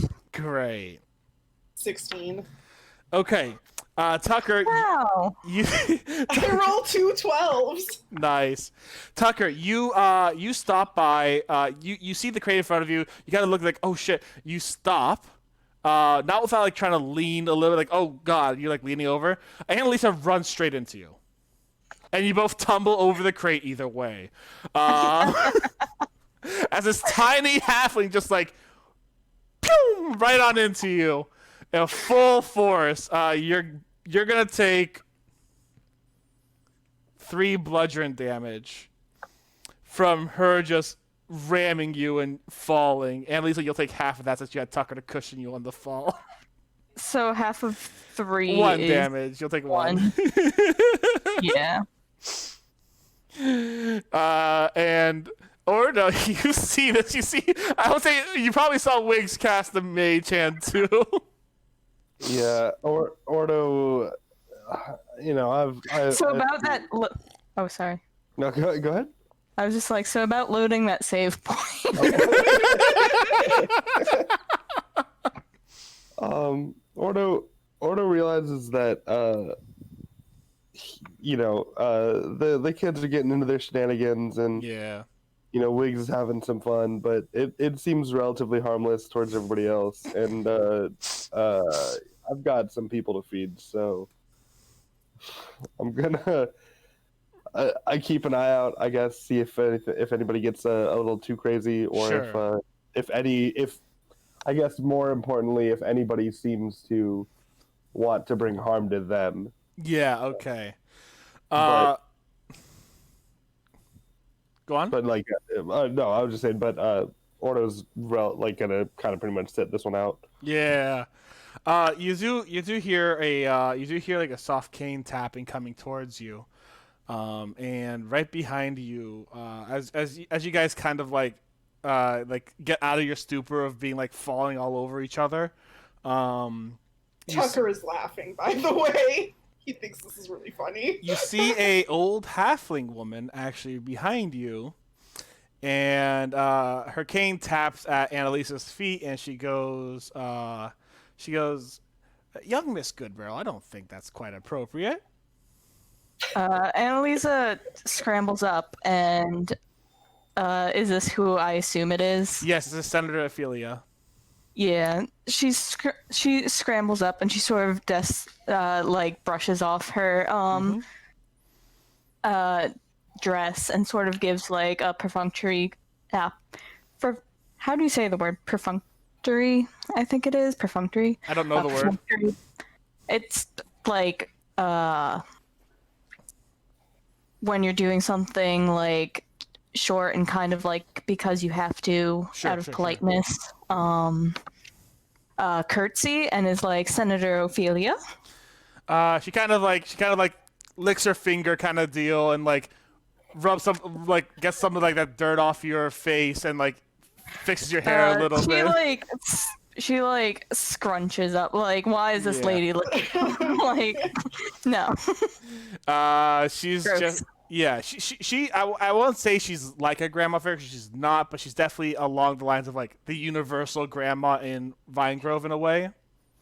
All right, that changes it slightly. Yeah, slightly. Because for I sure. feel like they it is sort of like communal. So if that's the vibe, then Yeah, she's you like the know, communal grandma of Vine Grove. then it's more like gross grandma instead of just Yeah. gross old lady. Yeah. It's more of a gross grandma thing, and she definitely like she kind of fixes you up. She makes your clothes look a little nicer because you just wrinkled them up a little bit, and she goes, "Now that is how a good girl should present herself." Well, you still look like you tumbled over a crate chasing a young man who probably should not have hugged her so randomly. And she kind of gives Tucker a look like, like space boy, that kind of deal. Tucker grins innocently, and he's just going to say, "I missed my friend." Oh, okay, that actually makes a lot more sense now. She actually is fully on Tucker's side at this point. Annalisa just gives a look like, no! She's like, oh, your friend's perfect. Yeah, okay, that makes a lot more sense. She's a lot more communal than you are, Annalisa. She's like, oh yeah, no, hugs make a lot of sense. Yeah, I got that. Annalisa just stares on with a face of, like, indignant betrayal. Just like, she's not about to, like, sass in front of Senator Yeah. Ophelia. Most Tuck is likely, delighted. Senator Ophelia will tell her parents, but She kind of goes, well, how about you two join me for some food? That way we don't run around. And young man, can you do me a favor, put this crate back wherever it came from? Yes, ma'am. And he's going to pick it up and grin at Annalisa before walking off to put it back. Annalisa's going to look at Wiggs like, are you seeing? Wiggs? I'm gonna shrug.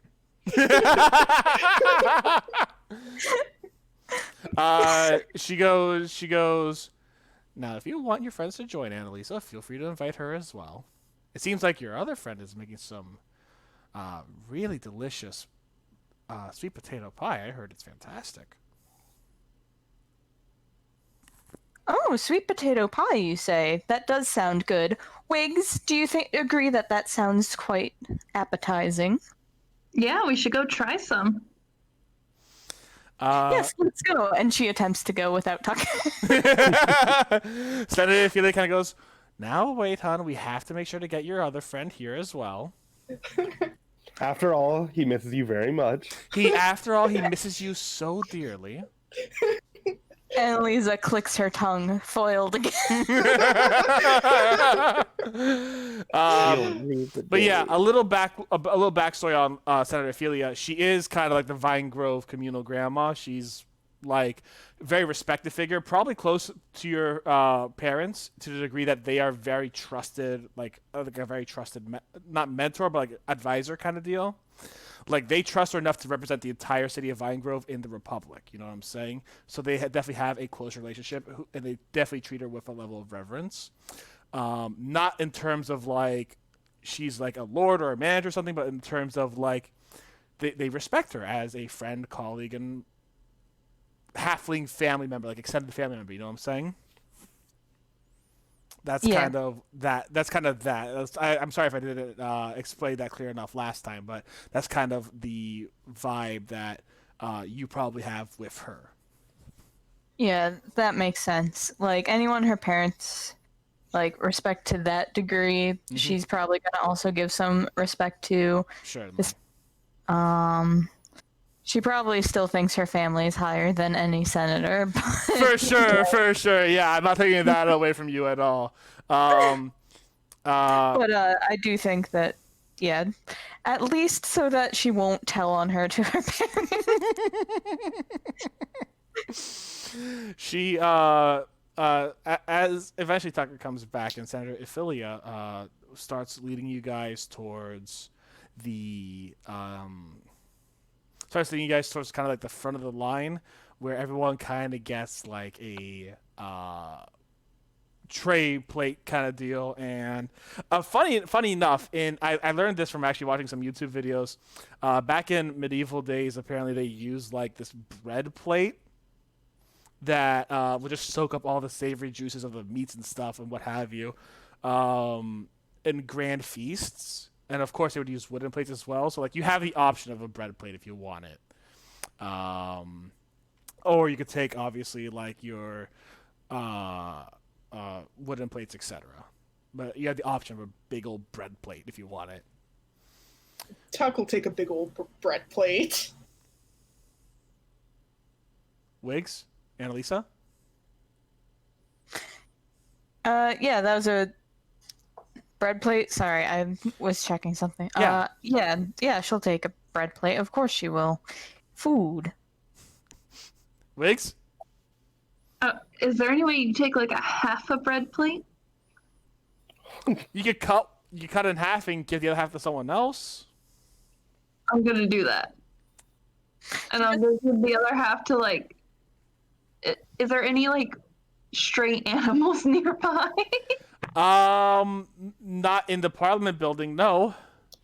If she asks, Never know, we might have rats. Annalisa will kind of point to her right towards Tucker.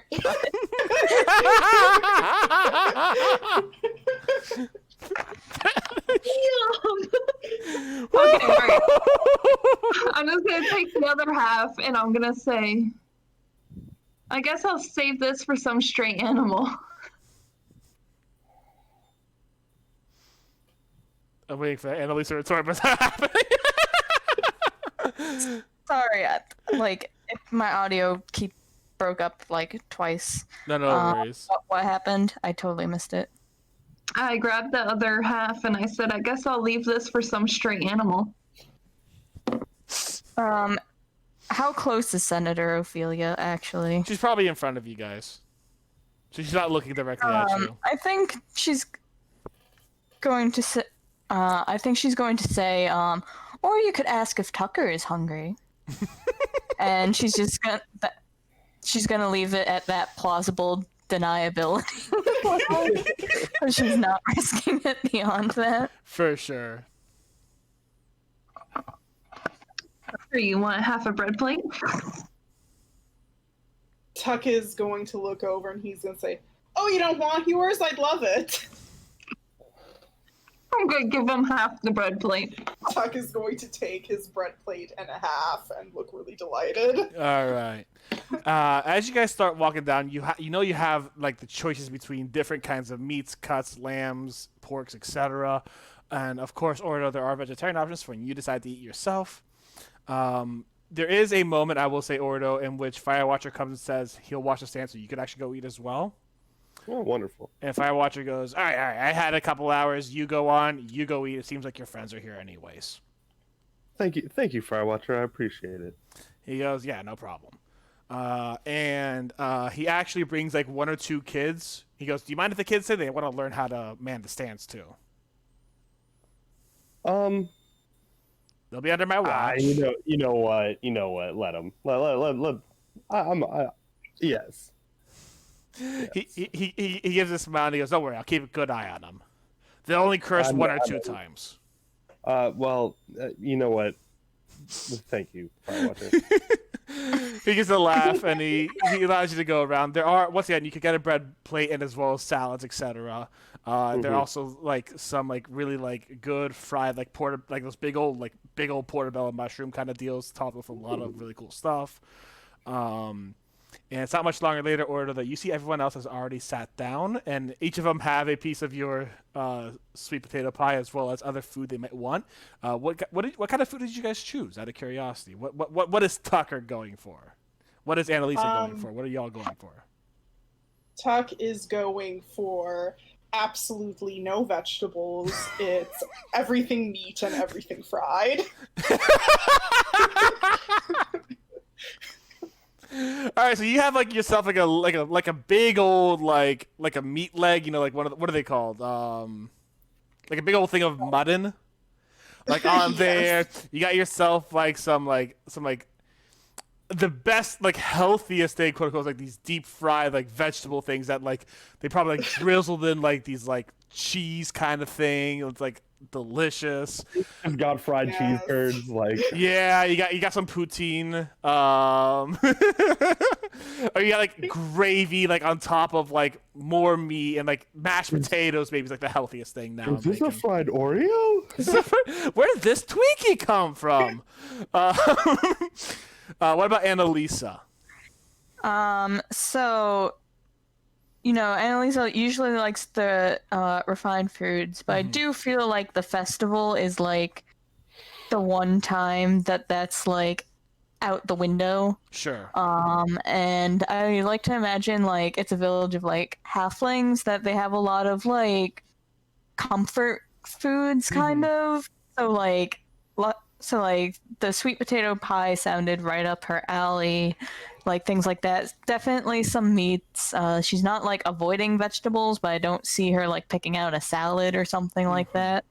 Like Like a hearty stew or something might be really good for her. yeah, might have some stews, just a lot of like warm, delicious like comfort foods. And I feel like halflings eat a surprising like a lot. Like she doesn't normally, but like when she is hungry, she just like especially for like all this good junk, she just like loads up a plate. So despite her size, she also has a ton of stuff. For sure. Okay. But she just eats it with a little more grace. Yeah, I'm sure what Tucker's about to do to that meat. Pinky out when you're chowing down, right? Yeah, you've definitely got like a big pile of like really savory meats that are like sliced meats. You got some like some drumsticks, kind of like from a turkey or something. You got like a small bowl of stew on the side, and you got like that big old pie. Like you got a whole bunch of like comfort, warm, delicious foods. Probably like even like the bread plate is good, but like maybe you guys have like a really nice crisp like bread like dough itself. You know what I'm saying? Like a piece of sourdough or something. I don't know if that's what you're in for. But that sounds like comfort food. Go on. Yeah, like I don't know what kind of bread. I don't know if so is that, but like something that would complement all that like meat and like warm mushy foods. I guess is what I think of for comfort food, like mashed potatoes and stuff. Perfect. You got some mashed potatoes in there. Wiggs, what'd you get? I wanted to find the most obscure looking food and go for that.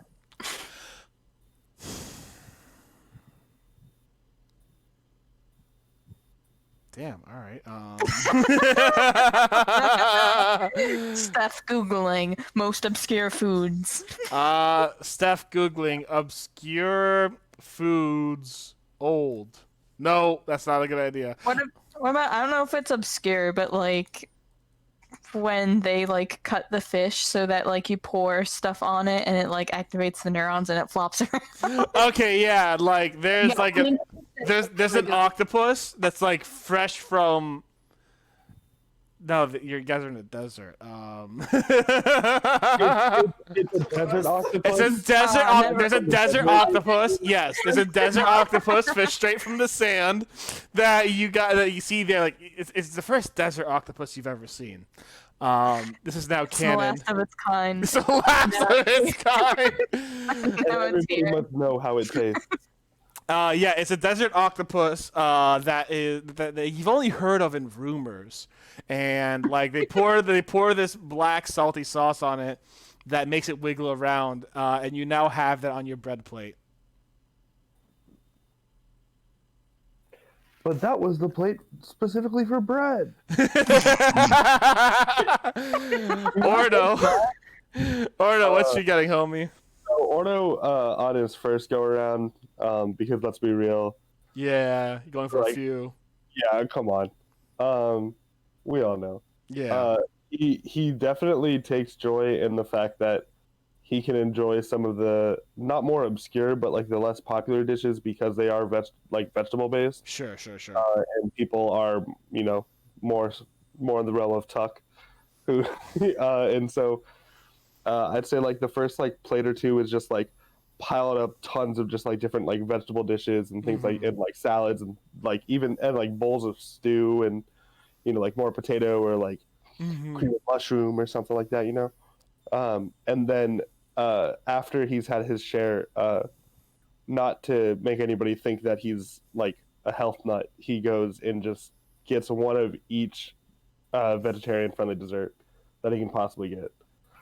You got, all right. Hey, you got things like mashed potatoes. You got like a big old baked potato or something there. The big old something hearty. Cranberry sauce. Cranberry sauce. They got a lot of good things on in there. It's good. I feel like he and Annalisa are sharing some stuff because some of that stuff sounds good. But by sharing, I mean they got the same stuff, not that she'd share a plate. Annalisa just puts a fork, just jabs it into Ordo's plate. No, I mean, she has manners. You guys all sit down, and Senator Felia kind of goes, well, it's a pleasure to finally meet all of you. I've known Annalisa since she was young, but it's a pleasure to meet all of you guys. As much as you may have caused some mayhem here today. She looks at Tucker real quick. But she goes, Wiggs and Ordo, I believe. Pleasure to meet you. You did a fantastic work at Crumble. Thank you so much. Oh, it's my pleasure. Seriously, thank you for the opportunity. I'm gonna silently nod. She goes, so what do you think of the festival so far? It's pretty big from what I hear compared to some of the other areas, but what do you think of it? How are you enjoying it? It's certainly bigger than the one we have at home. It is. It's quite lively. Don't get me wrong. I do quite miss it at home. It's so lovely. So much dancing, so much camaraderie, and everyone's having a great old time. The big bowl of stew right on in the middle and the big potluck. Everyone just kind of having fun that way. It's always so much fun. Yes, it's a bit too big of a population here to have quite the same feel. She goes, yeah, I completely understand that. It's always something, man.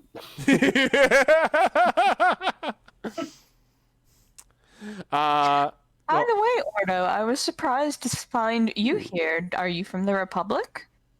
I wouldn't say I'm from the Republic, but I've spent plenty of time here, either passing or for longer periods of time. Oh, I see. Tucker stuffs his face. He's going to turn to Ordo and say, "This pie is really great. Where'd you learn to make it?"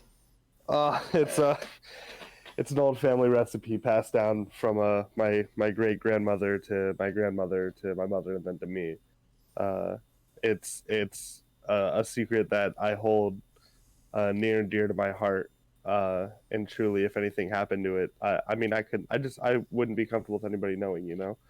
And as he says that, Ordo just kind of like shifts around like a piece of scrap paper in his pocket that like very clearly has the recipe on it. He's incapable of remembering things, and it was just like 2 ingredients.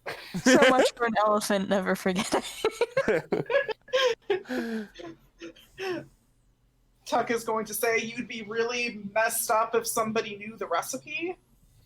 I would. Yes, I said what I said. Well, I would be really messed up. Well, any time you'd like. I love to share. It is a shame, though. I had been hoping to tell our cook of it. That is quite delicious, Ordo. Well, thank you. I'm glad you all enjoy. Gotta put a coin into your jar. No, come on. I'm not doing this for me. I'm doing this for other people. Yeah, but that's how you win. I do like winning. Ordo's competitive side comes out. And from that moment on. Wow, he really stopped hanging out at the orphanage much, and what's it? He's been hanging out at the casino.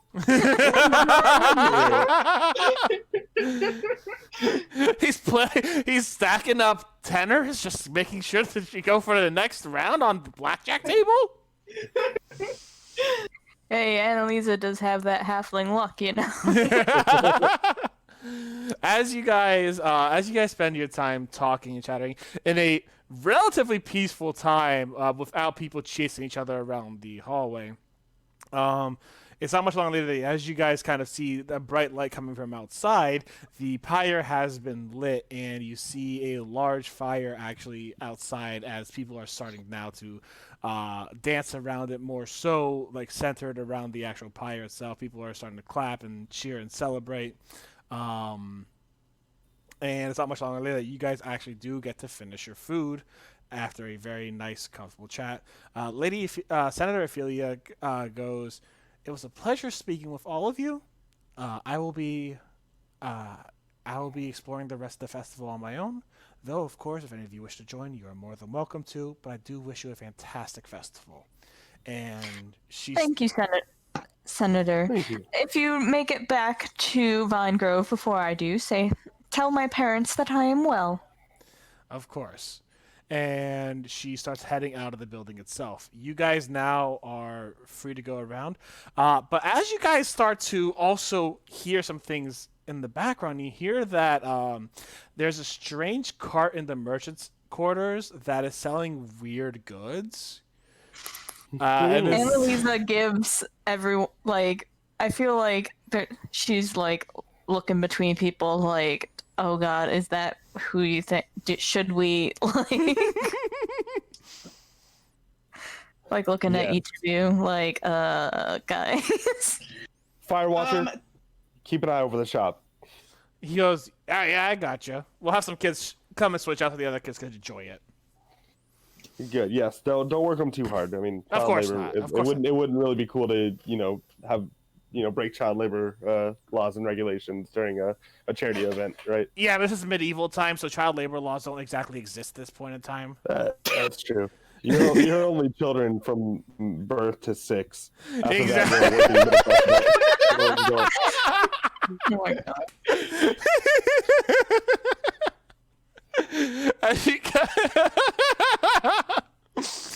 You guys wander your way out into the very festive scene. I will say this: if you guys want to head towards the merchants' quarters, you can. It's definitely still lively there, but it's definitely a little more formal instead of a little more loose. Like as you've been outside, you've been seeing treats and candies and games and whatnot happening. You see there are people who are like competing, doing like people who are trying to like pick up the heaviest boulder that one of the sand golem like stalls has. Like who can pick up this heavy boulder? You'll get a prize if you do, or like a log toss competition not too far away as well. Stuff like that's going on. See, I wanted to go buy stuff, but I'm looking at that heavy boulder. You could go for that. Like you can still do that. You have the time to do that. We can do both, Annalisa. You have all night. I want to do both. Okay. The trouble is figuring out how to get Annalisa to lift the boulder. Or to want to lift the boulder. Got you. Tuck would like to do some shopping at Waffles Wondrous Emporium. Okay. Yeah. We'll say when you guys head there first. And as you guys start heading towards the merchant's quarters, you realize that there's a little bit more cramped space here compared to the square. People walk in and through. This is a very fast-paced area, and not too far away is the docks.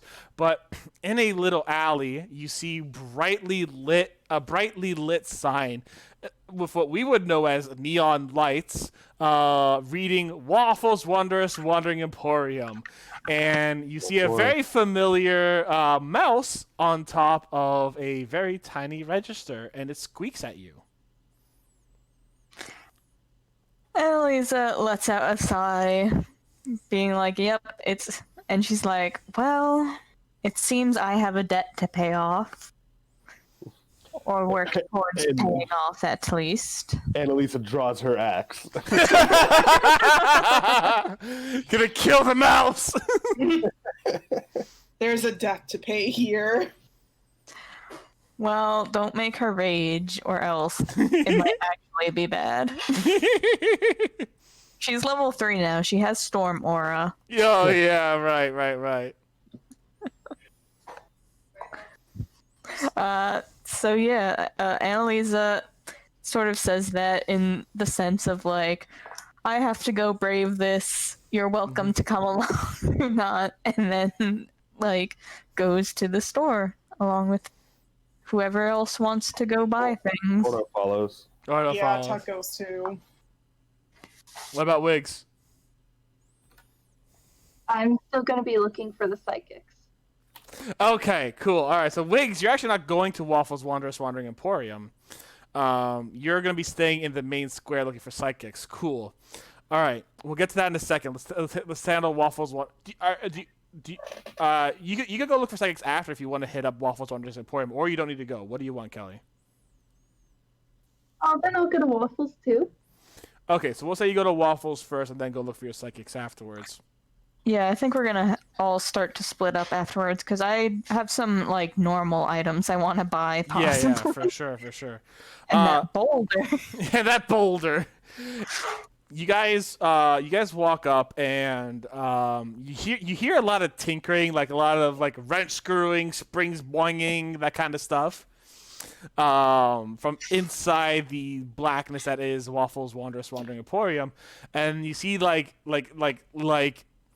contraptions coming like boing, come in and out, carrying a whole bunch of stuff, and then you hear like a got it from deep inside the void, and there's a last clunk, and then there's like a boing, and like two more like things just pop out. It's perfect, and you hear,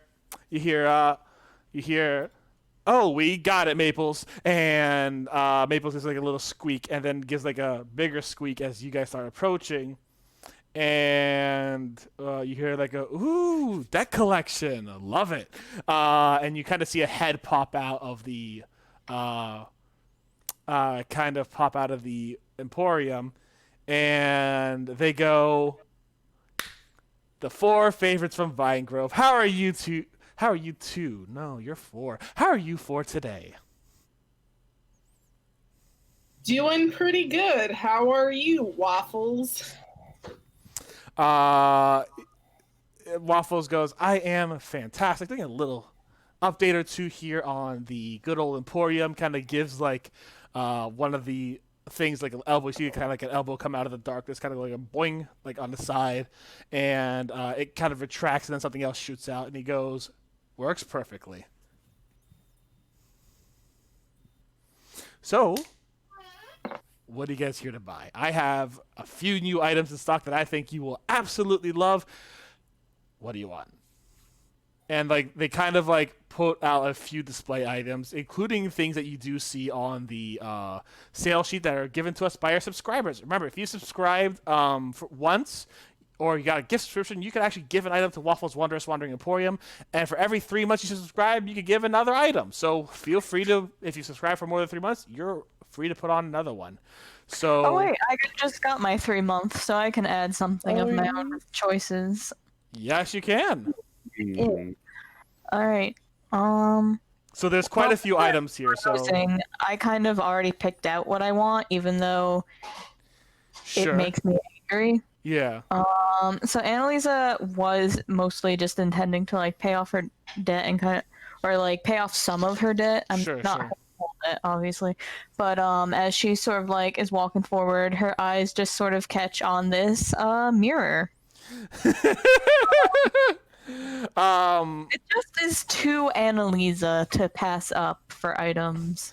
Sure. Can you read out the mirror for me? Certainly.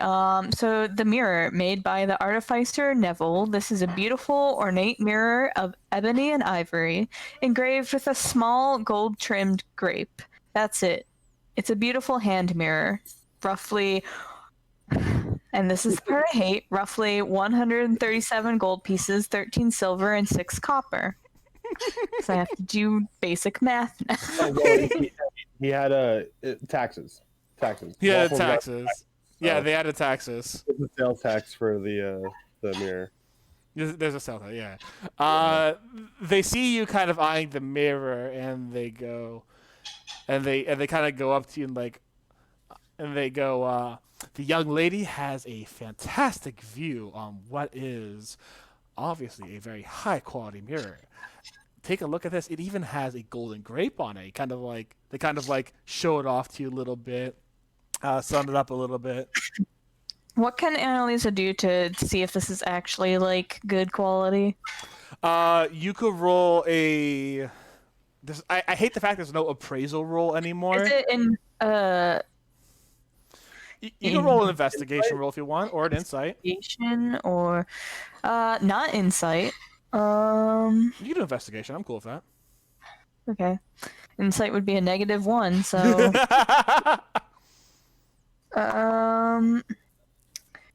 so that's investigation. That's a straight up 16. Yeah, like you don't see any way that this is not like legit gold. It looks like legit gold. It looks like legit ivory. It looks absolutely Oh, legit. wait a minute. Hold on. Wait. I know. You said it, not me. I didn't think about that. As the elephant, like to address the elephant in the room. I forgot where ivory comes from. Well, then. I'm sure it's not from Ordo. Like, Well, I'm it's sure it's definitely not not from from me. Loxodons. I hope it's. Waffle says this is taken off of a Lux. No, I'm kidding. no, it wasn't. I murdered a couple of Loxodons 20 something years ago. I left them with one child.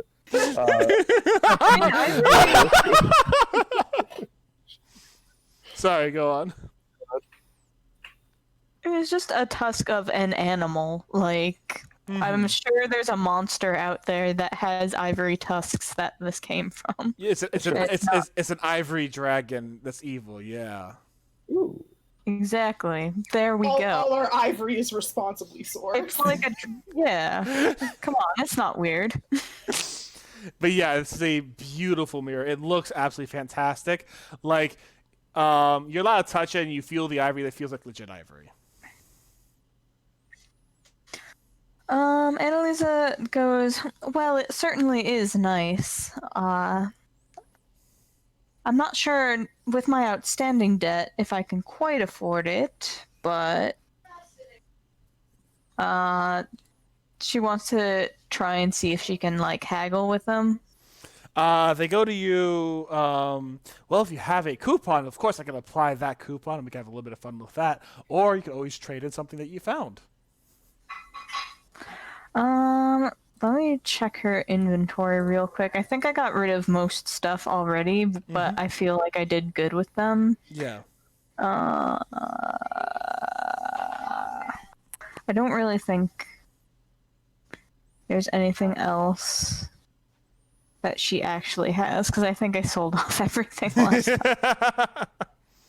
Which I don't regret. I think I got a good deal with that goddess painting. But... Like you are aware that Waffles gives out coupons, and if you have a coupon, you're able to use that, or they will trade items, but they don't do coupon-less discounts, which is something that you kind of learned last time. Well, last time she had a coupon, but yeah. So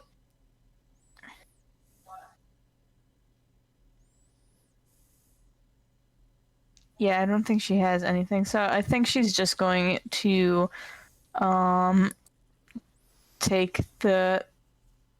buy the mirror for now. So I have to do stupid math and I hate it so much. Put it to the side for now. It just round it up to, because it's essentially is going to round up to. It's going to round up to. No, I need to know exactly because I'm gonna buy and sell other things. So Sure. I think it's gonna be like if I add 2 gold for the silver, and then I have sorry, this is No worries. Yeah, in total it will be live stream. In total, it's going to be 138 silver, 138 gold pieces. It's going to be 3 silver and then it's going to be 4 silver and then it's going to be 4 copper is going to be like essentially what you're getting at, because 13 silver is 1.3 gold and 6 copper is just taking off 1 extra silver and having 4. All right, so the price is 139. Essentially, yeah. Gold. Essentially, yeah. What do like you mean essentially? you're gonna have 130. So it's Well, gonna, yeah, minus 131, and then I get 4 silver and 4 copper, right? Or yes. 139. Yeah. Okay. Um. You'll get six. Your change. If you were to pay 139 gold pieces, your change is going to be 6 silver, 4 copper.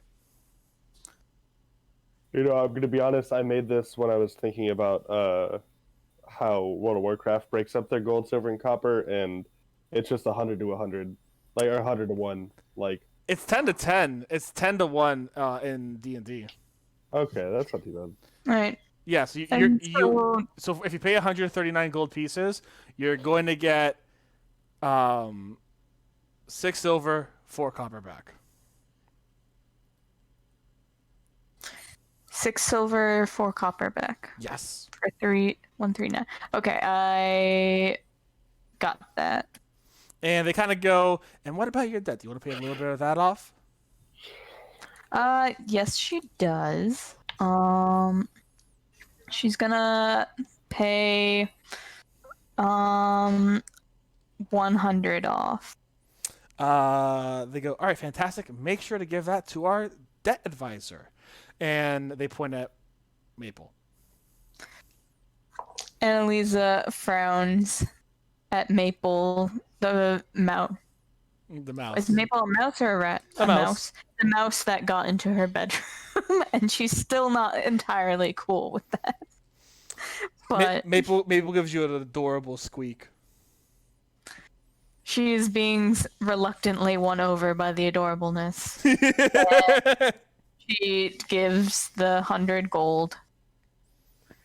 I'm hurting for cash now, fam. Yeah. Every few coins, Maple just gives a little bite and puts it back in.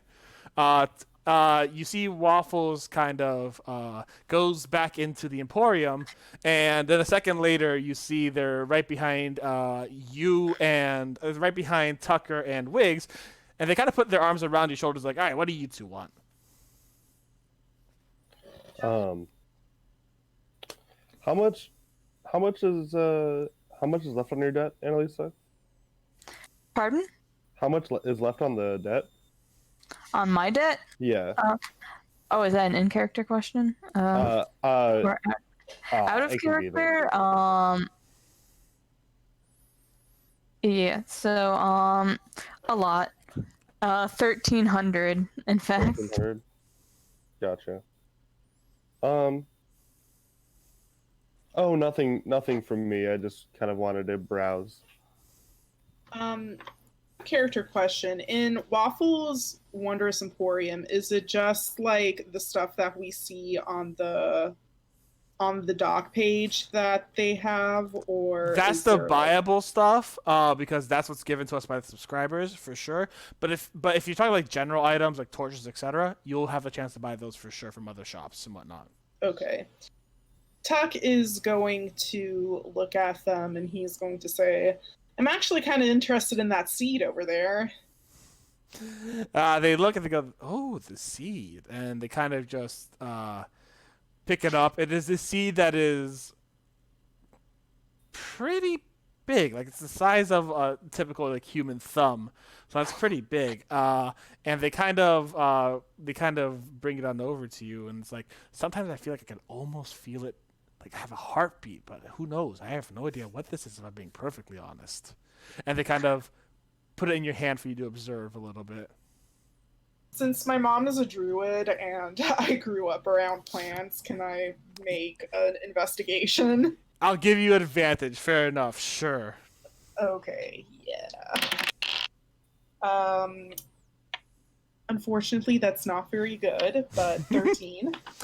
I will say this. You recognize it's not your average seed, obviously. Like, this is not a mango seed. It's not an avocado seed. It's not one of the big seeds that you are aware of that your mother would have showed you. This is most certainly, like, you feel like this is a magical seed of some sort, but that's really all you would know. If I close my hand around it and close my eyes, do I feel a heartbeat? You assume that was over-exaggeration as you try, because you feel nothing. But like you assume Waffles is just putting a little bit of that silver tongue in there. All right. Tuck is going to look at Waffles and he's going to say, "So, what does somebody have to do to get a coupon around here?" Oh, very interesting question. And they kind of smile at you and they go, I actually just started a brand new coupon program. I used to just send things out all willy-nilly, but legal legislations, of course, now I can't just give out coupons anymore. Legality. And they go, I've actually started a program where you earn coupons. If you'd like to earn a coupon to Waffles Wondrous Wandering Emporium, all you need to do is bring in something interesting. Or do me a favor and get something interesting. Tuck is going to lean in and he's going to say, "Is being friends with your cousin interesting enough for this first coupon?"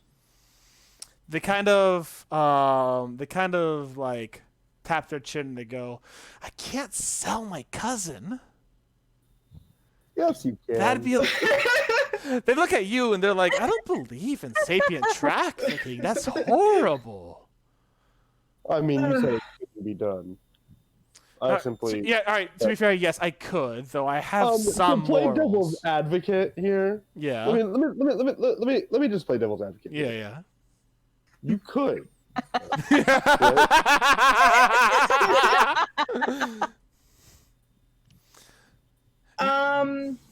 They go, Well, I will do you a solid. It seems like you now know my cousin. That's interesting. So they kind of go into their they kind of reach a hand into their emporium and they bring out it's like an excessively crumpled coupon. Like it's crumpled, it's been like locked away in the area, but it's the bright pink coupon, and once again on one side it says Waffles Wondrous Wandering Emporium and has a picture of Maple on it. An adorable picture of Maple like holding a gold coin like right in front of her. And on the other side it says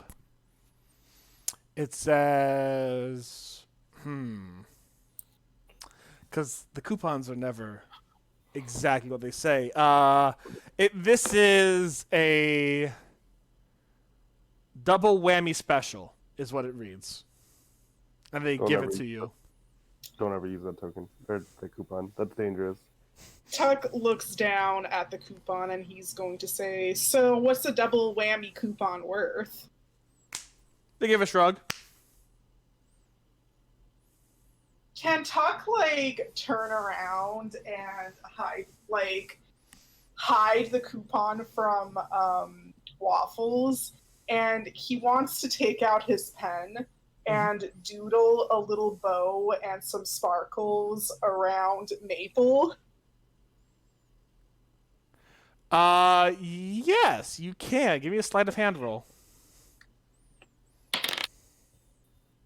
Why am I getting so good rolls on this? 22. Yeah, you turn around real quick. You just doodle a cute little bow and sparkles around Maple, and you're done. He turns around and show Waffles the coupon, and he's going to say, "And what's it worth now?"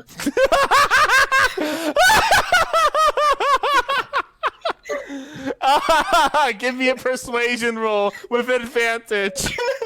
Yes.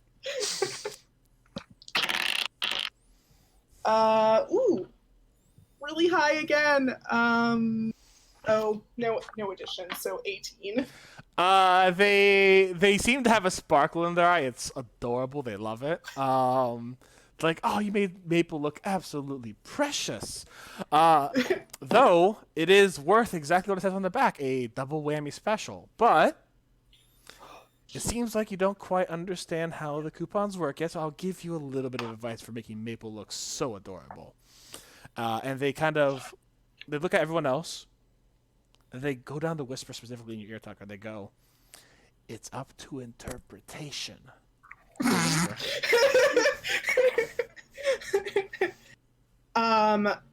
Tuck is going to think really hard. Who am I going to do double whammy with? They go, I can come back to you if you want. Yeah. Wigs, you got anything up? You got anything? She disconnected Oh, a while ago. Yeah. rest in peace. Yeah. But Ordo actually Ordo reaches into his pocket and Yeah. he pulls out a piece of paper, a Yeah. folded up piece of paper that looks kind of old. Mm-hmm. And he's like, Wigs, do you have Waffles, do you have are you much of a fan of sweets? They go, Maple's all the sweet I need, but I can always do something else. All right, I'll be right back. And Ordo runs over to his like table and Sure. grabs a very, very, very nice looking piece of the sweet potato in candy cap mushroom pie. For sure. And brings it back. And he offers the slice of pie to Waffles. As a gift or as a transaction? As well as a gift.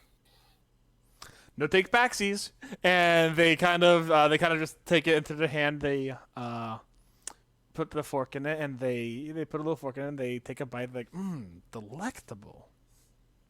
Now, what if I told you that I had a recipe for that pie that has been passed down from generation Oh my god, he won't tell his friends, but he'll sell out to Waffles. for decades?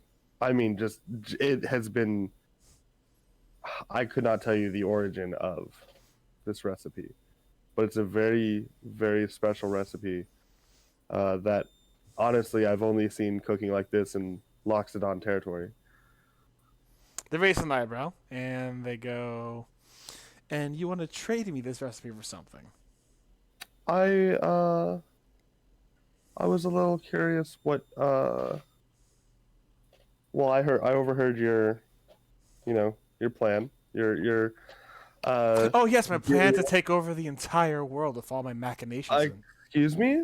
No, sorry. What were you saying? The Waffles coupon. is the big bad. The coupon. You have like a policy now with coupons. Yes. And I wanted to see what this recipe might be worth in coupon form. Well, that's up for the Emporium to decide. But I will give you. They tap their chin. For a pie like this, give me a persuasion roll. Waffles big value. I mean, that was a nat 20 pie, is all I'm saying. I know. That's why I'm saying give me a persuasion roll. Otherwise, it probably would have been a no. We're going with a 13. They go, I'll give you one coupon for it. Now, I understand you're a businessman, Waffles. Is there any business? What race is Waffles? Elf. Oh, A business elf, yes. you're a business elf, Waffles. I'm always working with elves. No, I think it would be safe to say that like I don't know what I'm getting out of this coupon. Mm-hmm. Neither do I. Could I at least hear what's written on the coupon before making this transaction? I mean, like I said, you're a business elf. You understand the laws of transactions, and Yes. you don't want to make a transaction if you don't have enough information. Oh, So- of course. That makes a lot of sense. Well, feel free to ask the Emporium.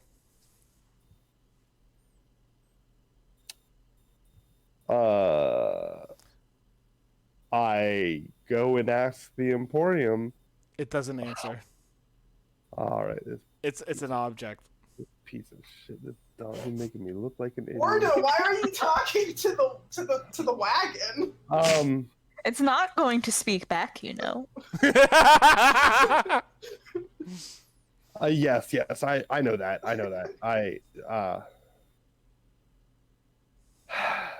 All right, you got a deal. I'll make you a deal. I'll let All right. you choose the coupon by putting your hand in there.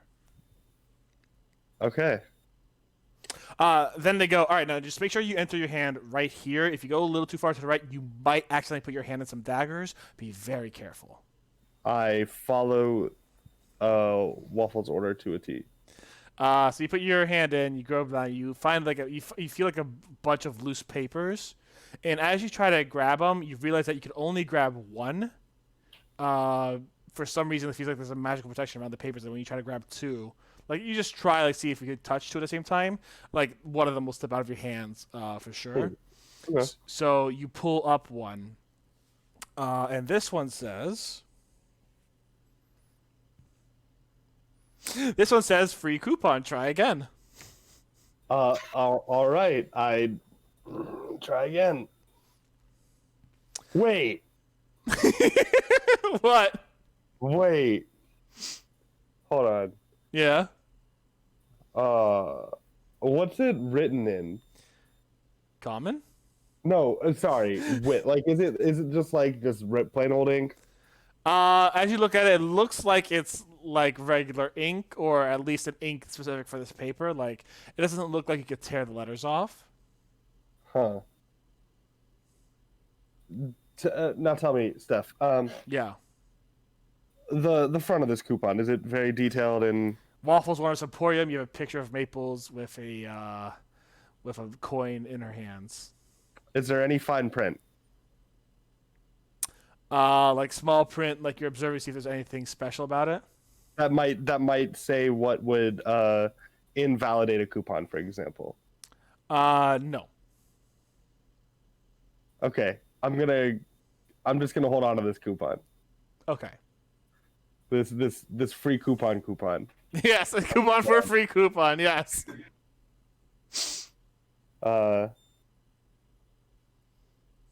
Man. What I want to do is either just gonna be really, really, really smart, or just stupid and worthless and a waste of my time. Go for it. D&D, man. Save Please point let- activated.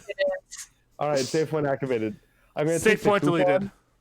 Okay, I'm gonna take the coupon that I just got, and I want to tear it. So I have half a coupon that says free and half a coupon that says coupon.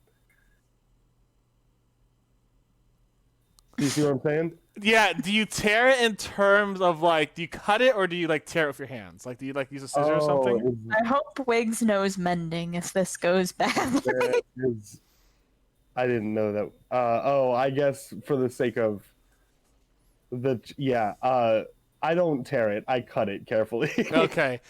You ask Waffles for a set of scissors, and Waffles provides you a set of scissors, and you cut it. And they look at you, and they raise an eyebrow. What are you going to do next? So, Waffles, I believe that what's on the back of the coupon, or like what's written on the coupon, kind of like determines like what the coupon is worth. Mm-hmm.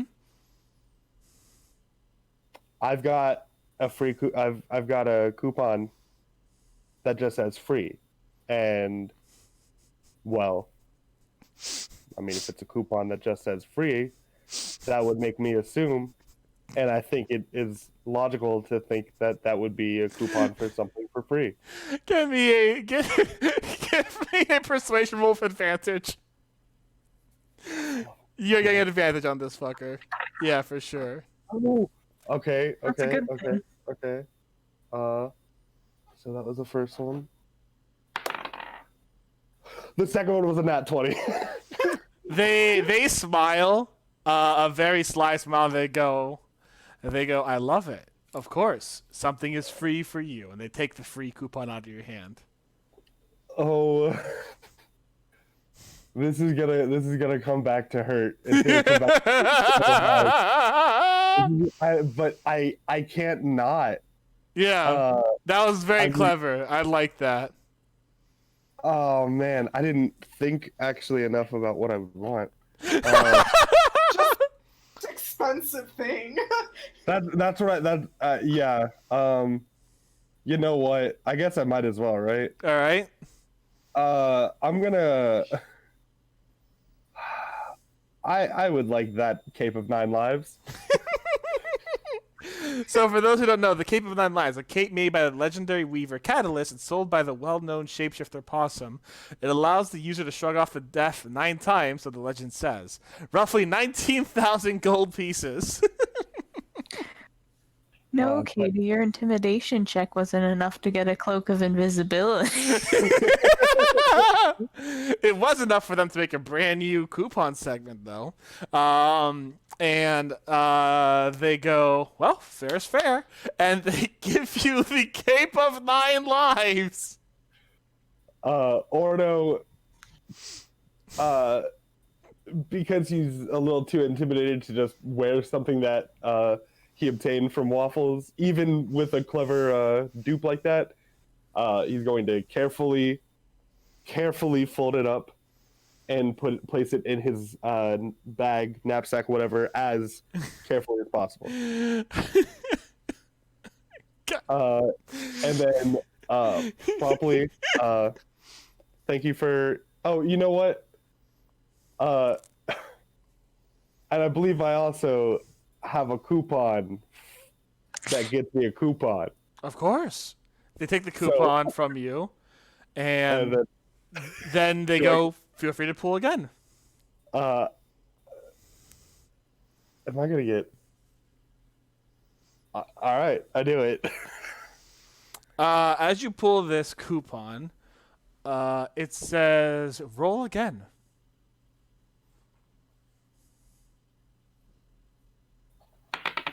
And this time, no, look, like it says roll again to you. And this time, the words are actually on top of each other instead of like side by side.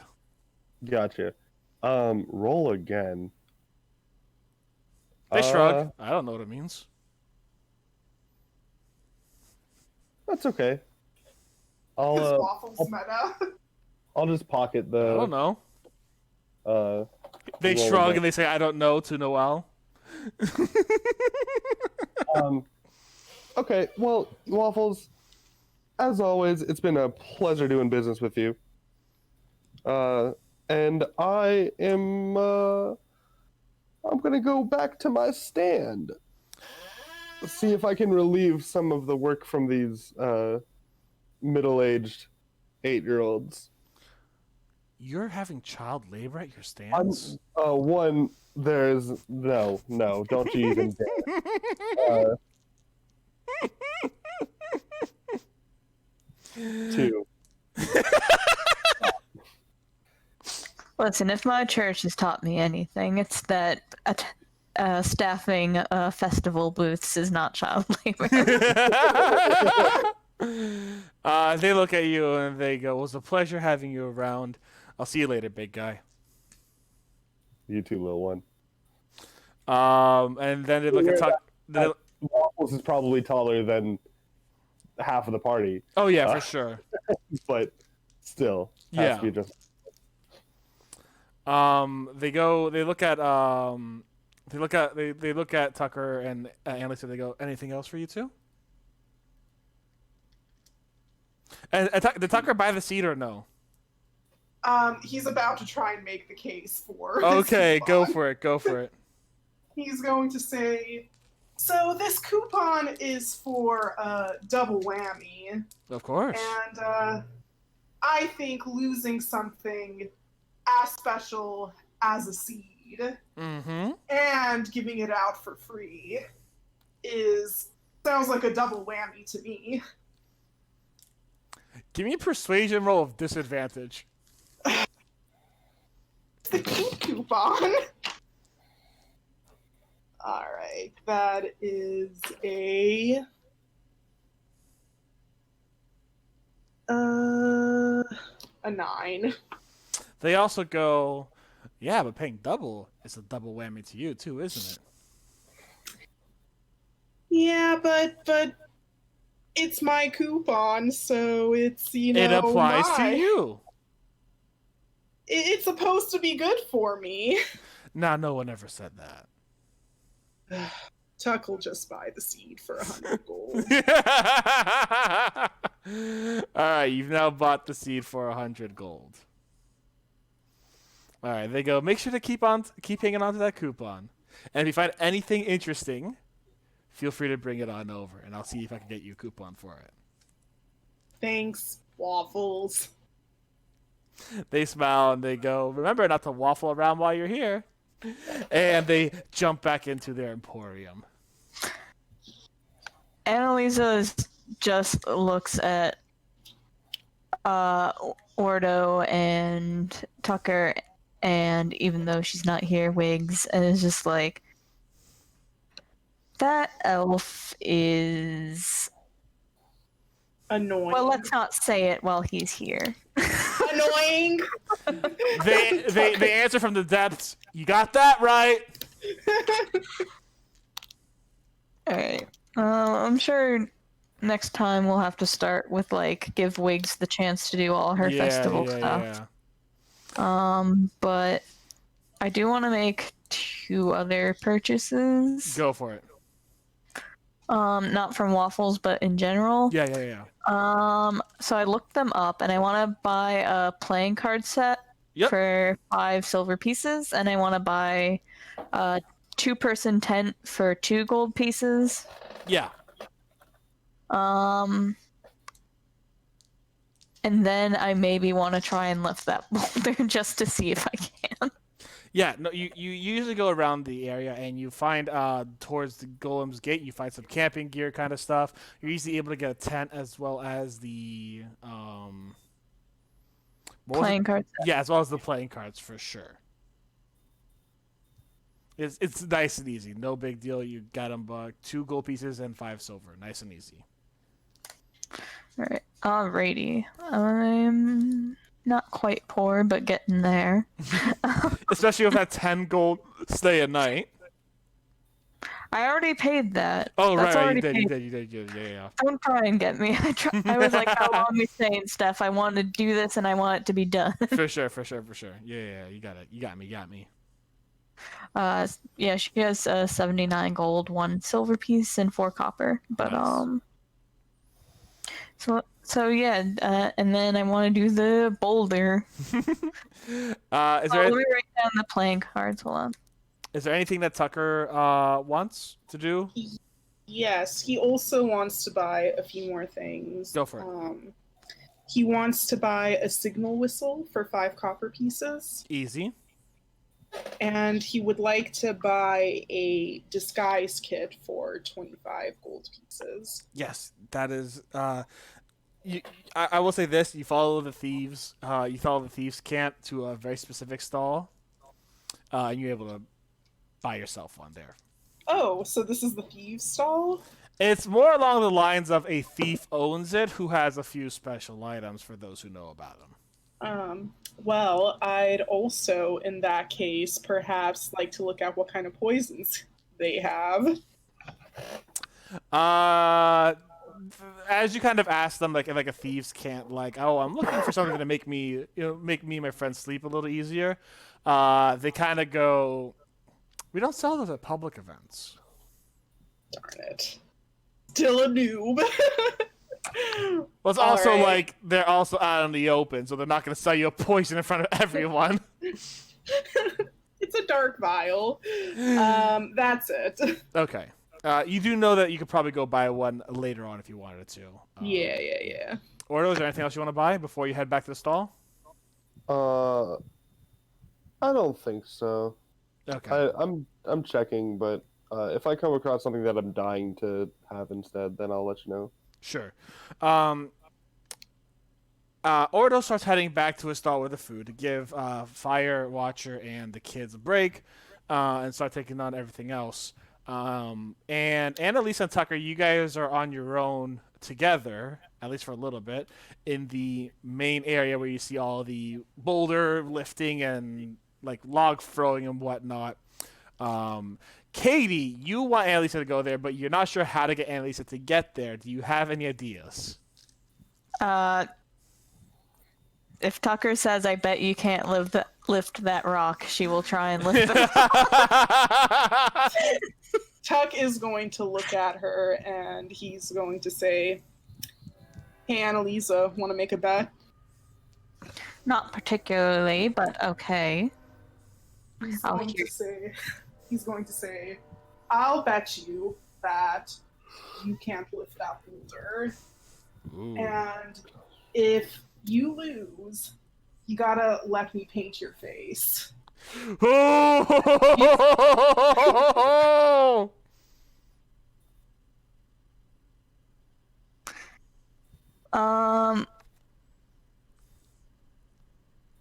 Let me check something real quickly. Sure.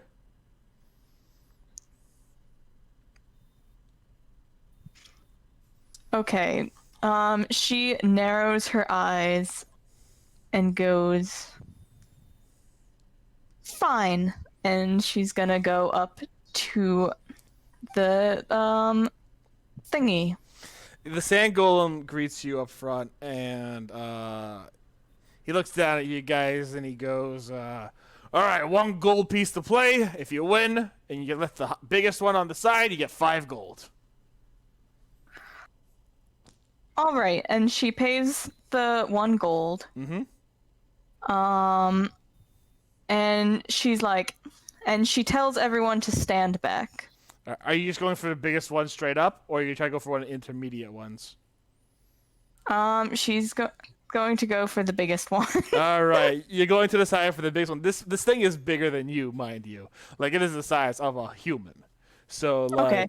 the sand golem kind of looks at you and they go, "You know what? I like your gusto, young lady." Yes. Does he stand back? He stands like he's not leaving his area, but he stands there. Yeah, like he's not he's not standing back. No. I know why you're asking. He's not. So, yeah, you know why I'm asking. Yeah. So what you're telling me is he's not 10 feet away from me. He's not 10 feet away from you. No. Sucks for him. 10 feet away from Annalisa. I assume, like, as you tell Tucker, he's 10 feet away from you, but, like, people who do not know you're about to rage, let me put it like this, even though I know you're about to, are not going to stand 10 feet away from you. Well, Yeah, it's even still Tucker's doesn't know what's about to happen either. Fair enough. All right, so Annalisa is going to look at this rock, and she's going to get fired up. Literally? Literally, she's gonna get fired up. She goes into a rage, which activates her storm aura. So everyone within a 10-foot radius just takes 2 fire damage. As she also starts to get as she makes advantage on the strength check, rolls. I guess. Yep, go for it. Was Tucker So within 5 feet out of curiosity? 10 feet? Don't stand back. Okay. When she says so. All right, so it's a straight up strength, is it, or? It's a strength check, so you're rolling strength, yeah. Okay. Come on, please. It landed on on something. Can I roll again? Yeah, sure.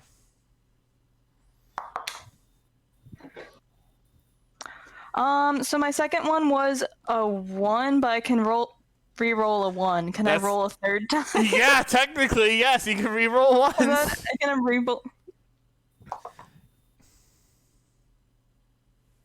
Why are all my rolls sucky? No, I'm very sad. So that's only a 13. Okay. Yeah. So what happens is like you start raging like, "Hurrah!" You do your war cry. I feel like she tries to do it and she's failing, and then she rages because she's mad. Okay, fair enough. But she still can't do it. And as you kind of lift up, you can lift up like an inch or two, but like it's not enough to actually get the prize. Like you probably could have done the intermediate one. Is what you're thinking like at this moment, but the sand golem, like at a moment, like you know how like when Captain America's trying to pick up Mjolnir, it kind of like wiggles a little bit. No. Okay, I guess you've never seen Avengers: Age of Ultron. All right. Think about this. Like it looks like you could have lifted it up. Like there's like a little wiggle, but like you did not lift it up, and like you gave it a really good shot. Everyone around you took 2 fire damage. The sand golem didn't seem to really notice it, because it is a sand golem, and he looks at you and he goes, "You know what? That was really impressive. That was you." I'm going again. Are you gonna pay another gold? She's gonna pay another gold. All right, go for it. Roll strength twice. You get your advantage. Hold on. Let me mark that down before I forget. I will forget. Yeah. Come on. Tuck is just watching with a huge grin on his face. My rolls! My dice are cursed. She still didn't do it. And she's gonna pay again. Pay a third. I'm tempted to switch dice. I don't know if I should. Yeah, that's up to you, homie. I'm gonna keep going. Come on.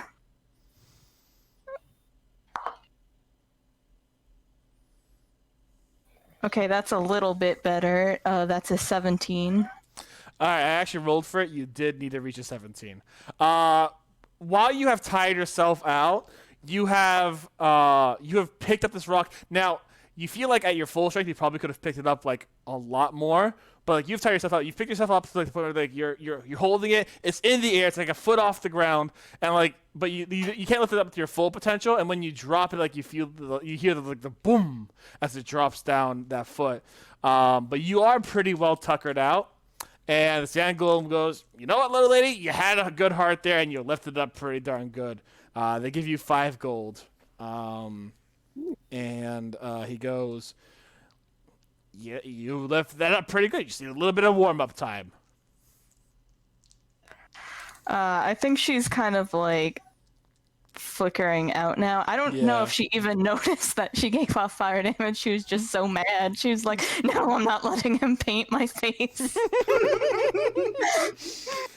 No. And she accepts the gold with like, now she's kind of like burnt out though. So like, Yeah. I like to imagine that like when she was doing it, like her hair, like her orangey hair kind of like almost looks flame. So now it's like all kind of like back to normal. Yeah.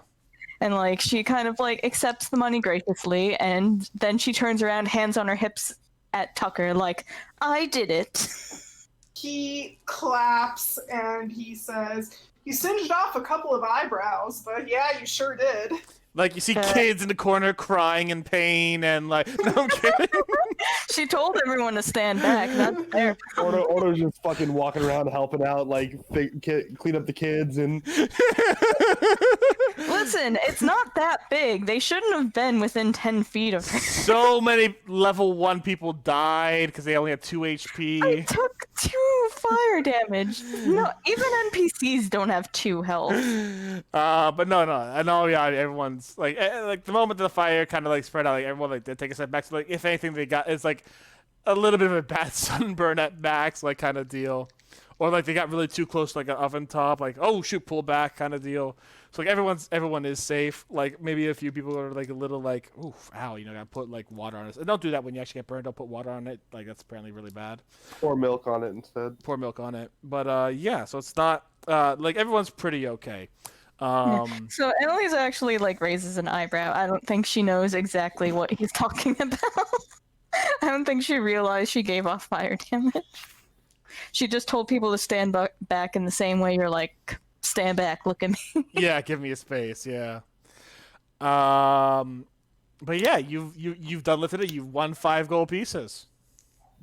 Yeah, and I actually made bank. There you go. You made 2 gold pieces out of that. Worth it. Oh man, imagine making 19,000 gold pieces. Stop.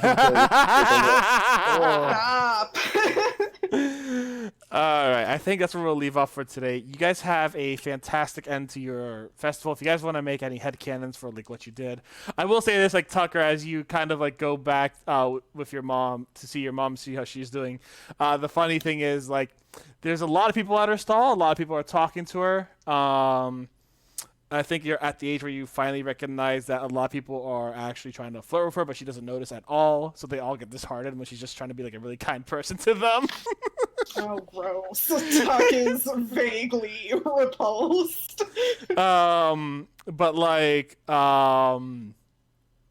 But she seems to also be selling really well, so she's making some bank, for sure. Yeah, overall, like, it's been a pretty, like, fun day. You guys, I don't know if you guys stayed dancing and had fun.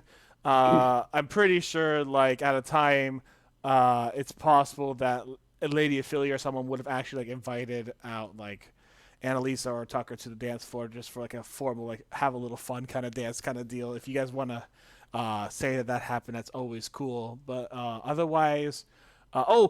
yeah, no, after closing up, Rosie definitely came up and was like, Tucker, let's have a dance. We're going to dance. You know, we don't have... Yeah, Tuck has a dance with his mom. And it's so adorable.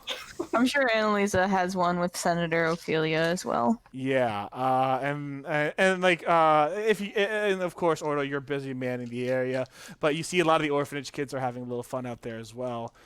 You also do see that once again, Ordo, you see the Sanctum does have their stall out as well. I'm pretty sure you do your best to avoid it. But the Sanctum does have their stall out. But other than that, it's been a very peaceful and very happy night. As you guys wake up in the morning, there's a letter at your doors, signed by Professor Lanu, telling you guys that it's time for the next mission. No!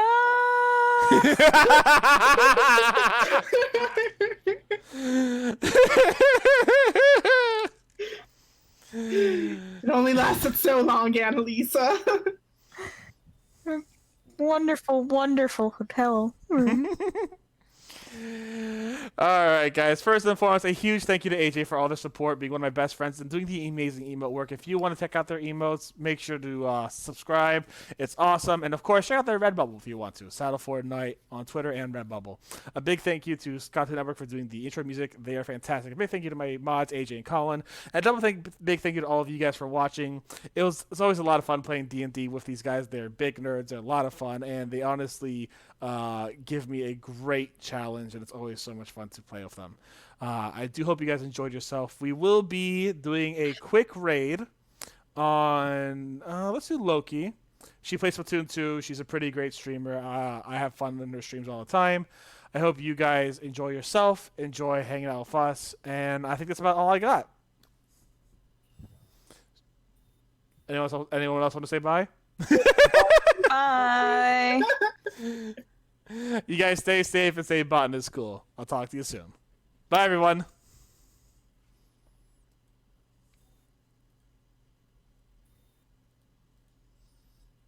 You are all